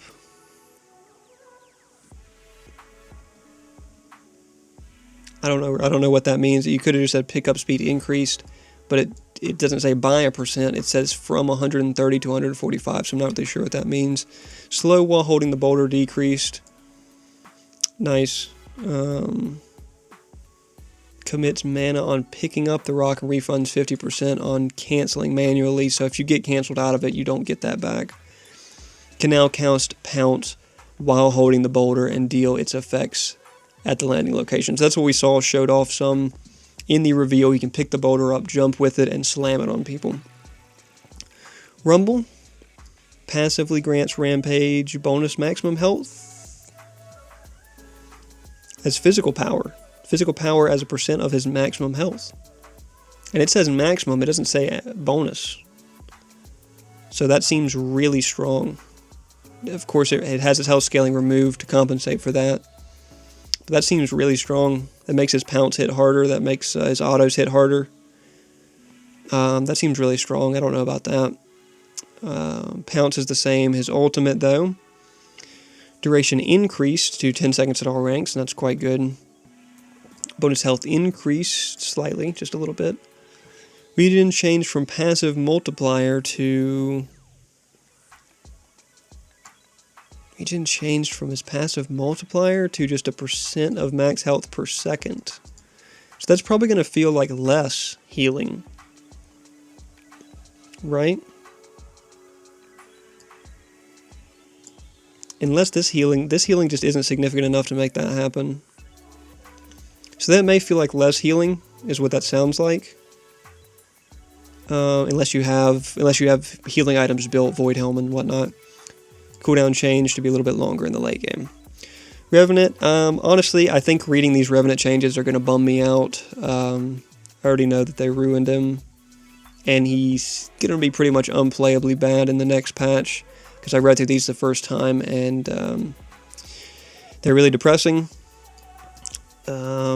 Physical power, base physical power increased. Yeah, this is from his passive. Crit scaling increased, added 20% attack speed scaling onto his passive. Okay, yeah, that's all fine. That actually makes him sound like he's going to be good. Oh, this is going to be great. Look, we made him better. We added attack speed scaling. Obliterate, range increased, very much welcome. Physical power scaling increased to match with the leveling. Consecutive missile multiplier decreased. Does less damage per consecutives. Cooldown decreased. Oh wow, 8 seconds at all ranks. Oh my gosh, I get to poke so strong in the early game. Cost decreased. Wow, I get to spam it. I don't have to manage my mana. This is so cool. Then you read Scar, and you realize that this is going to be the worst carry in the game. Now a single target straight line skill shot. Instances of damage changed from 6, 7, 8, 9, 10 to 4. Really? No longer slows. Just remove the ability at this point. I mean, what is even the point of this ability? Upon consuming all stacks, now roots. Oh, there's the point. Let's root it. This is just sad, guys. This completely changes the gameplay loop of how you would play Rev. Consuming individual stacks now deals the initial damage again instead of 12% of the damage source. Which, if it's an auto attack, that's going to be significantly less. The base damage is also decreased.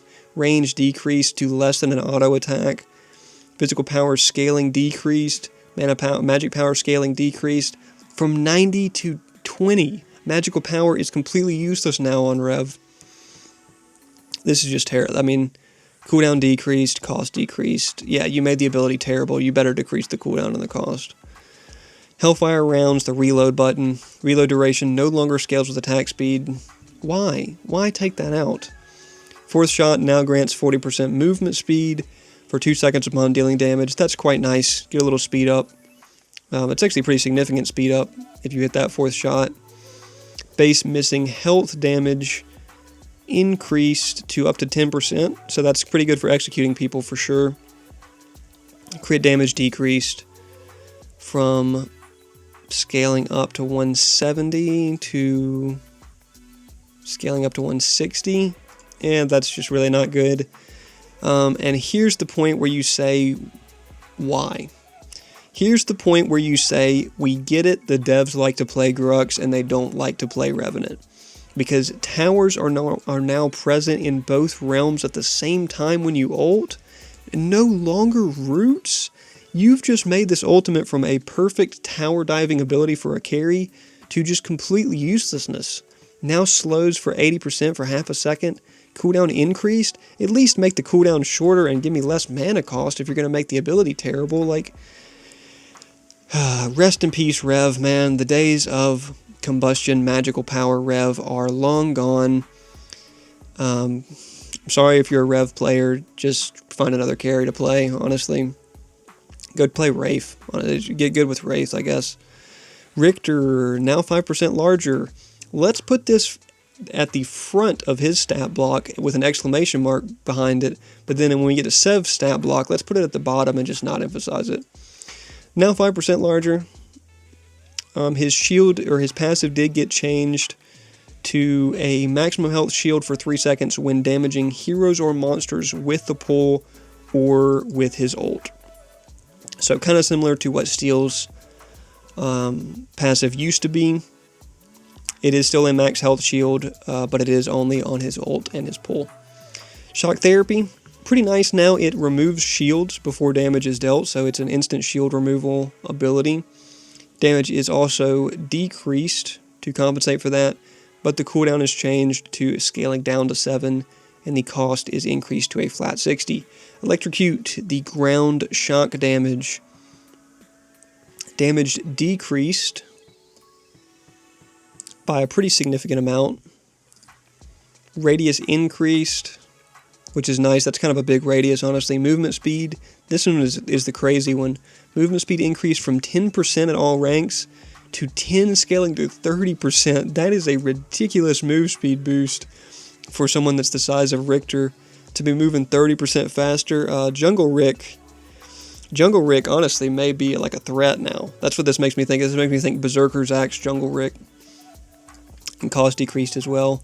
Whiplash, the pull, can now be cast in air. You can jump to the side and hit it while you're jumping and stuff like that, which is kind of cool. And base damage increased. Most of the damage that comes from this is the percent health scaling that it gets, so the base damage is not that impactful. Finally, his ult can now be cast in air, but unfortunately, you will be cancelled out of it by enemy CC. Can now be cancelled by enemy CC, prevents any further effects after the initial damage. So before, if you got stunned while Richter ulting, it still held everyone in your Richter ult, and now it's just going to end your Richter ult instantly. So, interesting changes for Richter. Still going to be Richter, still going to be fun, just slightly different for sure. The Electrocute seems really, like, the Electrocute's probably going to get nerfed, because that sounds broken. Sereth, let's take a look at Sereth. Sereth now fully damage and CC immune when she's doing her little Heaven's Fury blink around people attack as a phantom ability. Deals bonus damage to monsters. Quite a bit of bonus damage to monsters too, which is nice. Base damage changed, but it was actually just decreased at all ranks except for final, so scaling increased though, which is nice. On-hit modifier increased to 75%. That's really strong considering most people are building either Rapture, Sky Splitter, or both on her. That's a lot of on-hit damage right there. And cooldown changed to be a little bit longer in the early game. Ascend the Fly, scaling increased, base damage effectively reduced at all ranks. I don't know why you would say changed, because it is decreased at all ranks here, right? Yeah. Interesting. Cooldown increased. Just in the early game, cost decreased. So quite cheap now in the late game. Chastise, this is the slow. Base damage decreased by a good bit. Scaling increased though to stack with it with its leveling up to 100. Slow duration increased to 2 seconds. That's quite a strong slow now. Cooldown increased and cost decreased by slight amount. And then her ult, the burn damage decreased. Burn base damage decreased to 10 less in the late game. Sevrog. Oh, by the way, size is increased by 8%. Let's put it at the bottom. Don't worry about it. Richter. Size increased by 5%. He's 5% bigger. Oh my gosh. You get to Sevrog. Oh, by the way, we made him a little bit bigger. No exclamation mark. Let's put it at the bottom. I know it's a bigger number. It's 8%, not 5%, but don't worry about it. Reaper of Souls, his passive. Health bonus per tier decreased. So these tiers are when he gets the souls, it's at 40, 80, 120, 160. So less health from draining the souls and getting stacks. Max stacks was changed to infinity stacks, which is interesting. It doesn't really come into effect. Most of the time you're not hitting 300 stacks in a game anyway. No longer increases the siphon damage, which is unfortunate.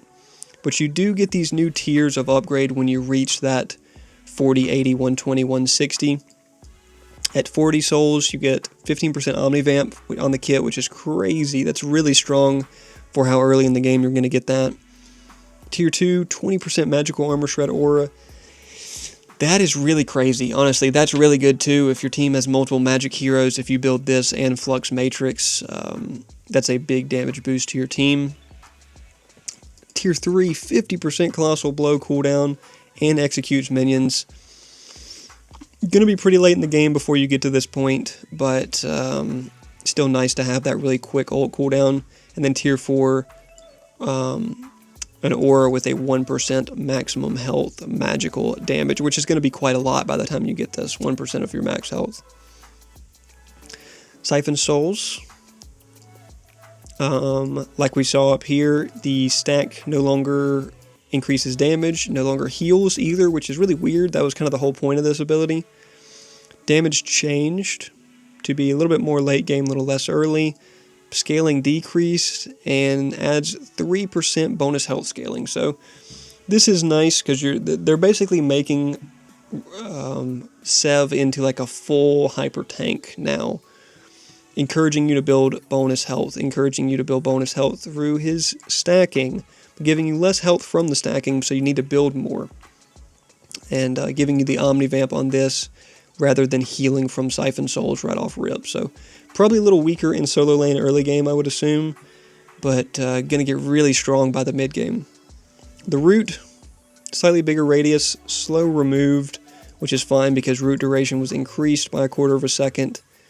Damage decreased slightly, that's not really that big of a deal, and the cost changed to 75 flat, so easier to manage that late game, easier to hit with a little bit bigger radius. Phantom Rush, his dash, now passing through enemies deals damage with maximum health scaling, so quite nice there. And slows them by 75% for half a second, so that's quite strong overall. I mean, cost changed to a flat 80, gives him an extra damage ability and an extra slow with max health scaling. And then his ult, base damage decreased. That kind of makes sense because it's going to be on such fast cooldowns now. And then scaling decreased as well. So it is going to be on really short cooldowns. You're mainly using it for CC, not damage. Shinbi, a fun one here. Shinbi's been really overpowered this whole patch. Top 3, top 4 win rate heroes in Plat, I believe, since the patch dropped because they made her ult so overpowered. Let's take a look here. Biting Melody, her passive, this is the auto attack bonus damage. Scaling decreased from 15% to 10%. Empowered hit cooldown changed from 11 to 7.5 to 14 to 7.2, so less scaling, and you get it less often in the early game, so a little bit less oppressive maybe in lane early. Line tempo, this is the line throwable wolf. Wolf size increased by 30% and less bouncy. That's interesting. Unblock decreased by 33%. Overlap increased by 200%. These, what does this mean? You know, this is not very clear. Vertical hitbox increased by 50%. That's nice. They're trying to give you the option to hit people that are jumping and stuff. I've had a lot of people jump over my wolves before, so this will probably prevent that completely. But you still can't aim it in the air, so it is what it is. Base damage changed to a little bit more late game, but a lot less early game. Scaling increased, we'll take that. Cooldown decreased. This is kind of crazy. 4.5 seconds right from the get-go, down to 2.5. This is going to be so spammable.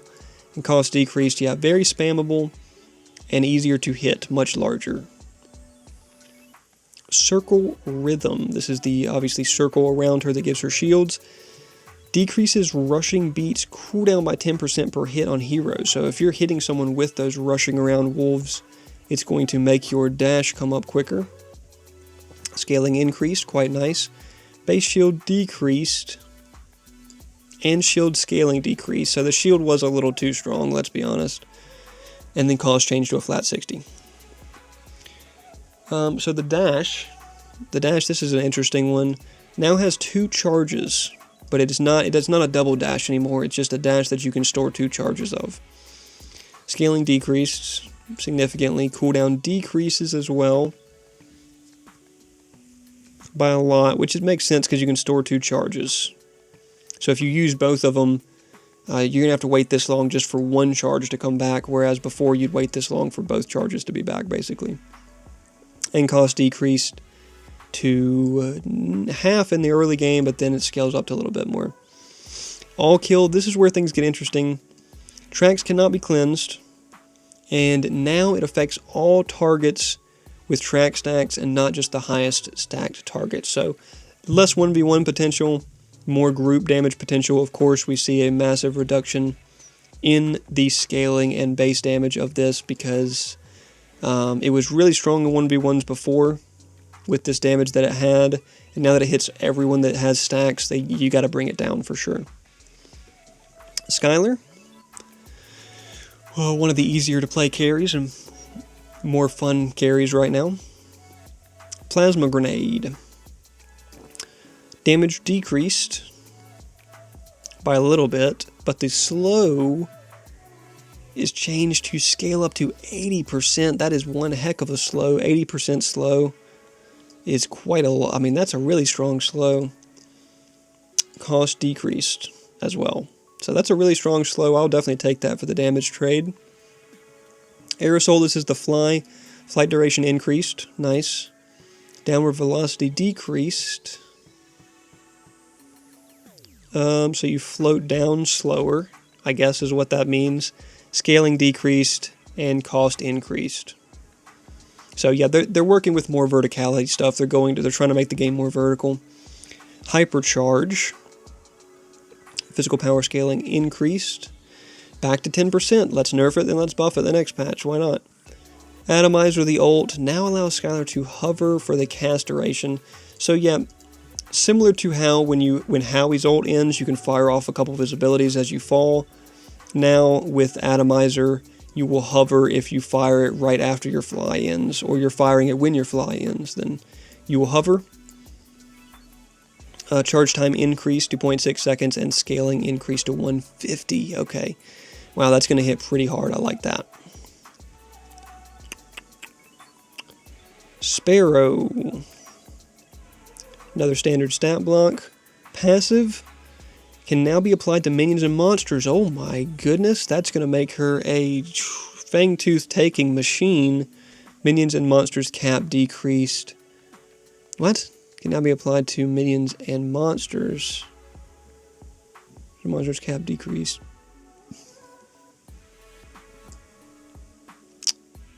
$12 per stack. I don't know why they would even mention that this was decreased.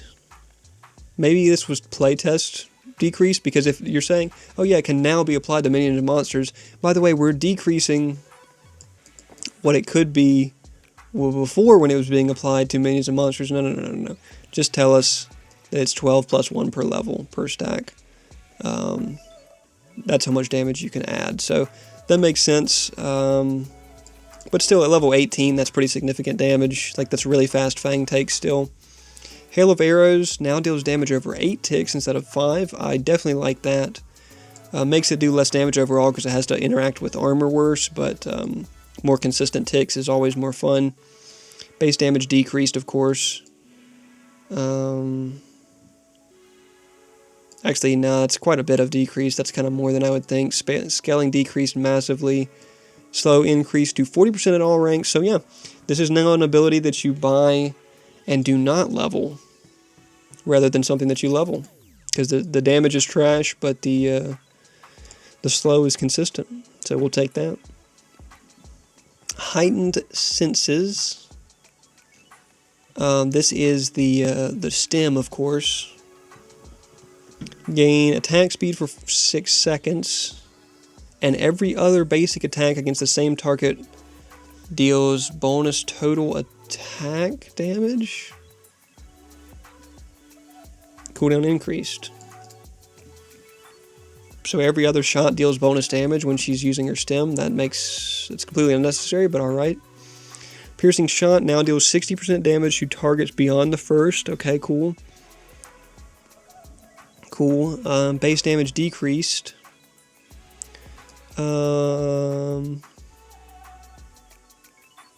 See, why are you going to take the time on this one to say decreased when it's clearly increased, and then some of them you just say changed? I get it. I mean, I'm just a big stickler for professionalism, but you just pay somebody to proofread these, like, really tight, man. Scaling decreased to match with the leveling. Relentless multiplier increased from 7 to 9. Okay, so that's cool. If you got stacks, you get extra damage. Cooldown increased. And cost decreased. Okay, cool. Inner fire, the ult has been completely reworked. It is now basically fire a set number of arrows in a volley over a 3.5 second interval. They deal similar to auto attacks, but a little bit less scaling of auto attacks as physical damage. Side arrows, of course, do less damage, and all arrows apply on hit at 25% effectiveness, but can critically strike for 50% effectiveness. So rather than just a 2 stems in her kit, basically her ult now is just like a constant volley of arrows. So pretty cool. Cooldown is increased. I guess they think that it's pretty strong. We'll have to see how this pans out in game with this key line right here of on-hit effectiveness of 25 and crits for 50% effectiveness. Alright, so moving on to steel. Now 8% larger. Why not give Sevrog this treatment, man? Sevrog doesn't deserve the exclamation mark and the state at the top of his stat block. Like I said, I'm just a stickler for professionalism and consistency, and I would really like to see that a little bit more in these patch notes. But I get it; they're massive patch notes, so it's all good. So yeah, his passive was removed. The shield that he gets when he hits people. And now has Cybernetic Shell. Steel passively shields himself for 8% of his maximum health, so like Richter used to. The shield lasts until destroyed and refreshes if steel is not taking damage. So yeah, basically Richter's old passive. Additionally, here's where it starts getting broken. Gain physical armor equal to 20% of your bonus magical armor, and magical armor equal to 20% of your bonus physical armor. So that is absurd. If you're building one alternating armor items, you're just getting a ton of extra armor throughout the game. That's really strong. Or if you're building a ton of one armor, you're just getting a little side bonus of some of the other armor. So nice. His rush damage decrease by a little bit and scaling decrease. So I want to focus more on making him a full tank. The shield now affects more than a single target. Okay, interesting bug fix. Now damages minions and monsters. Nice. Good addition. Good addition for solo lane steel. Shield bash. Damage increased very significantly. Max health. Scaling is meant to be the word that's in here. Decreased to with level. Scaling decreased. You're supposed to have the words magical power in here. Guys, your proofreading is getting slack. I'm going to be honest with you. Cooldown decreased. So quite a short cooldown at the end of the game, and cost decreased as well to flat 50. So yeah, stronger overall shield bash, but less scaling, more base damage, better for tanks. And then his ultimate base damage increased by a pretty sizable amount, so we will take that. Terra. Here's a stat block that we don't need to worry about. Ruthless Assault, the primary. This is the dash. No, this is the triple strike. Scaling increased. Again, it'd be nice if you put physical power in front of that, but it's all good. Cooldown increased by half a second, so not a big deal. We'll take that trade for the scaling increase. Highland Hurl, the throwable axe. Radius decreased. So I'm assuming that means hitbox size, right? Speed decreased. Base damage changed to more in the late game. Scaling increased. 100% scaling is nice. Slow changed to flat 40. Okay, that's probably nice too. Better in the early game. Slow duration decreased. Root duration decreased. Yep, cooldown increased in the early game by quite a lot. It's now considered an AoE effect. Okay. The shield charge that gives you a shield. Base damage increased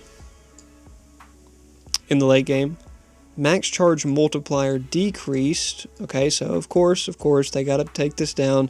These big numbers, they were a lot bigger when she came out. I promise you that they were a lot scarier then. Scaling increased. Again, this is physical power scaling. Cooldown changed to 1 second shorter in the end of the game. 1 second longer at the beginning. And cost decreased. Is now considered AoE. Her ult. Armor multiplier on use removed. Oh my gosh, dude. I swear the devs don't like playing Terra. Duration increased. That's quite nice.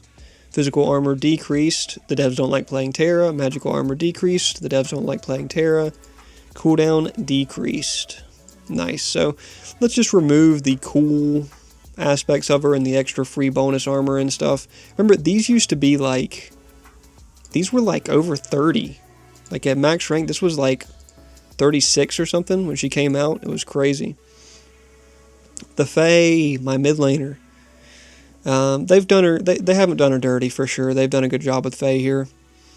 Brambles patch. The slowdown Brambles added 15% movement speed buff to Fae and her allies that move along the patch. That's quite nice. Just use this to get around. I mean, Fae's weakness has always been mobility. Brambles patch now kind of mitigates that some. Width increased by about double. Length also massively increased. Spawn time per segment increased. So it takes a little bit longer to fully spawn out. Base damage changed to more in the late game, a little bit less early. Slow changed to a flat 45. That's probably still fair because it now comes with movement speed. Slow duration increased. Okay, yep, definitely fair. So that 45 is going to feel pretty impactful even early. And cooldown increased by a second. So good balance for the Brambles. Harvest Nettles. Okay, so cast frame decreased. So it comes out a little earlier. Range decreased. Oh, they did her dirty. It's very slight though, so it's not a big deal. Scaling increased. We'll take that for sure. Mana refund decreased. That completely defeats the point of it. Cooldown changed. 3 seconds at the end of the game is quite strong, actually. We'll definitely take that. And cost increased. So, yeah, kind of give and take, for sure. Give and take like we've seen before. Untamed growth duration decreased to 2 seconds. Damage unchanged. This is really good. That half a second can make a difference on getting this damage out quicker. The ult. The ult is in a tighter area now that it's cast in. Range is increased, so you can throw it from a little bit farther away. Scaling increased. Nice. And time to pull increased to 0.9 seconds. I don't like that change. That gives them more of a time to get out of the pull, cleanse the pull, or blink away or whatever. But the rest of it, that's okay. I'll take the smaller radius for increased casting distance. Twin Blast. Let's see what they've done to my boy Twin. Vaporize. Base damage changed to a little bit more late, a little bit less early. Collision overlap decreased. No clue what that could possibly mean. Considering this does not cause collision with anything. Cost increased to scale, that makes sense. Grenades, base damage decreased slightly, scaling decreased, slow increased. Nice. 20% at least will be a little bit more noticeable. Slow duration increased. Okay, 20% for 1 second is a lot more noticeable than 15% for 3/4 of a second. And cost decreased. So nice. The grenades will be very spammable for about the same damage, just a little bit less scaling. The ult.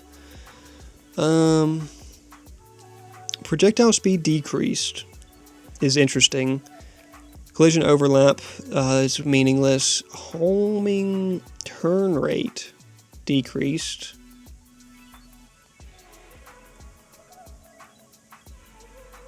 It's interesting to see what that's going to feel like in game. I don't really know what they mean by homing turn rate,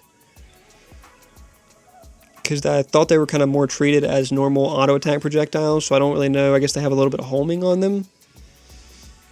They do have some homing on them, but maybe they'll basically have none now. Can now critically strike, which is really crazy for like Plasma Blade twin builds. Duration increased. Duration increased. Base damage decreased. Yep, so the damage is decreased, but the duration was increased because more bullets are being fired. And attack speed scaling increased to 10. Okay, so yeah, you're still incentivized to build attack speed on twin. The projectiles move slower, but he fires a lot more of them, so that's pretty cool. Wraith. Oh, geez. Is Wraith going to be broken, guys? There's a good chance Wraith's going to be broken, right? Oh, let's see. Passive.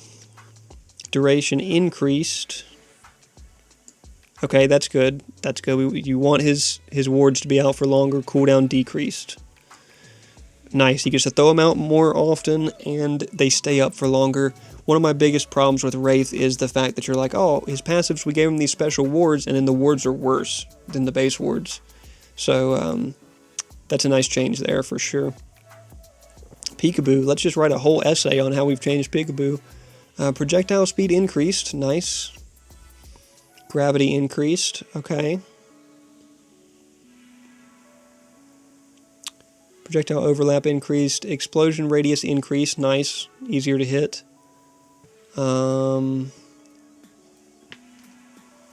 Damage decreased. Magical power scaling decreased. Max health damage decreased.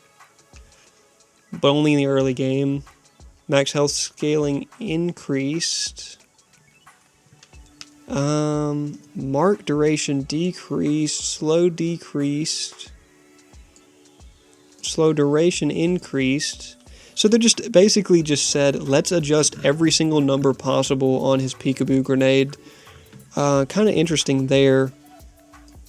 Shorter cooldown, less cost. Not really sure what the point of this. It seems like it's mainly the point of this is to make it move faster and easier to hit with a bigger radius. Do a little bit less damage, a lot less scaling. Which is fine. I mean, that's the point of it, is to mark them more than anything, right?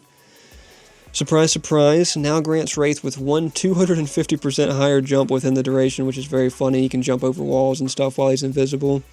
Physical pin increased. Just slightly. Not by an absurd amount. Duration decreased. Okay, that's probably fair. Cooldown decreased as well and cost decrease. So that's quite nice.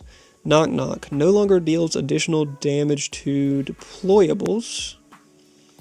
Range increase, great, nice. 3,000 range is ridiculous. That's quite fun. That's something fun to play around.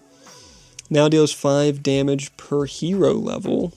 Now gains 5 damage per hero level. Interesting. Damage decreased. But he gained 5 per hero level, so that doesn't really matter. Physical power scaling decreased. Okay, magical power scaling decreased. Minion multiplier increased, so it just deletes minions. Cooldown decreased. Oh my gosh. Cost refund decreased. Cost changed. Wow, okay, so that makes Knock Knock seem really strong, right? Like, that whole set of changes makes Knock Knock seem really strong. Early to late game, like, the whole way. That's interesting. And then his ult, Now marks the target after teleporting them. Nice. Rewind duration decreased. Nice, so they get rewound faster. Time rewinded increased.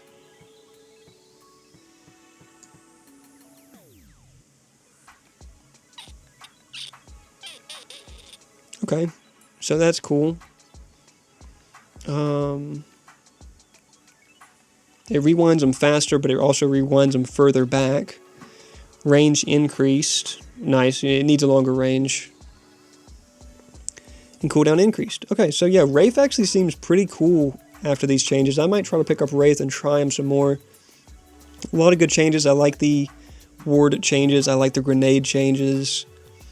The invisibility changes are kind of weird, but they're kind of funny with that jump height. And then Knock Knock seems really good. 3,000 range is also absurd. Yeah, that's probably going to get nerfed, right? Like, that's probably too strong, potentially. Yin. Lash Kick no longer roots. Why am I even using it then? What? What's going on here? Backlash now pushes targets away when dealing damage? What are these yin changes?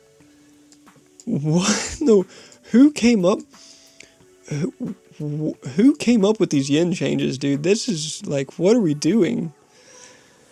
Whatever. That's really interesting. We'll just keep rolling after that one. Zarus,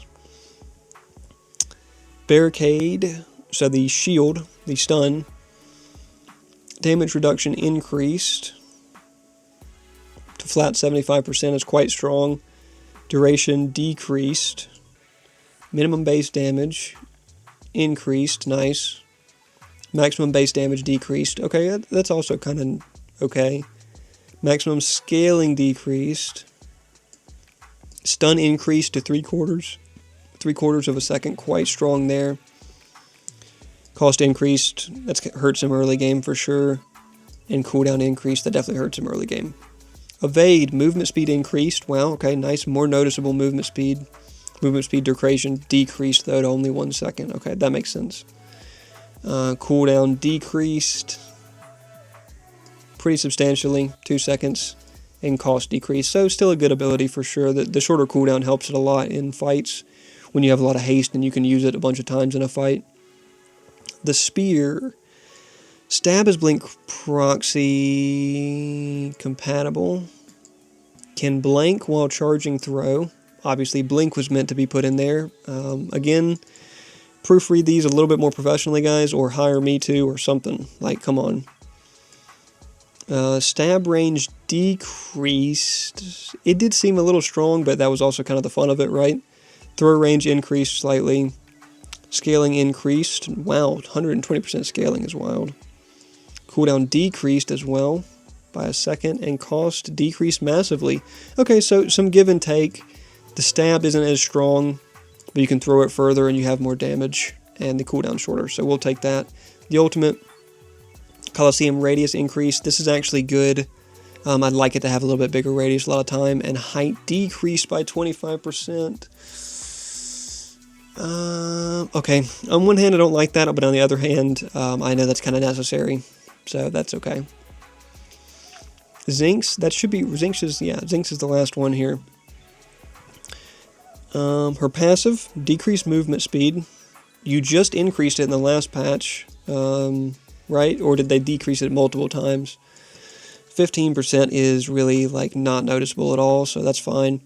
Heal multiplier increased.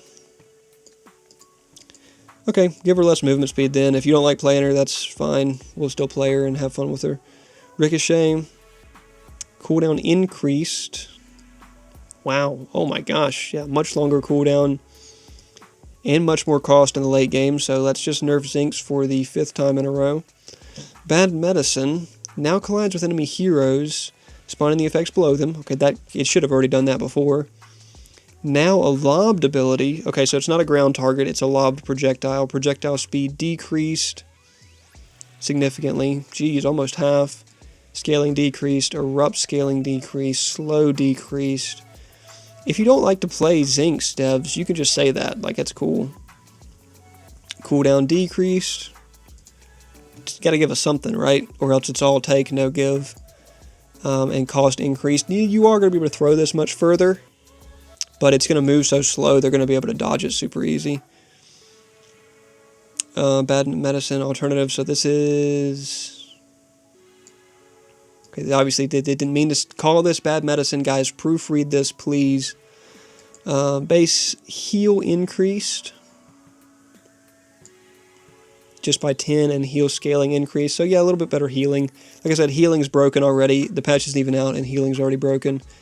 Her ultimate decaying movement speed increased. Okay, so overall, looks like a lot of nerfs to Zinx, which we're not entirely unfamiliar with. We've seen those in many patches in a row now. So that is going to do it, guys. Oh, geez. I know this was a really long-winded video, but hey, I wanted to be thorough. We went through all the changes, all the hero changes, and the Boris additions in version 1.4. Like I said, check out the previous video on the balance changes and all of this, all of these goodies here about the battle pass, about the loot cores, about the, Opal store, skin variants, Discord. That is all in the other video. I will link that in the description.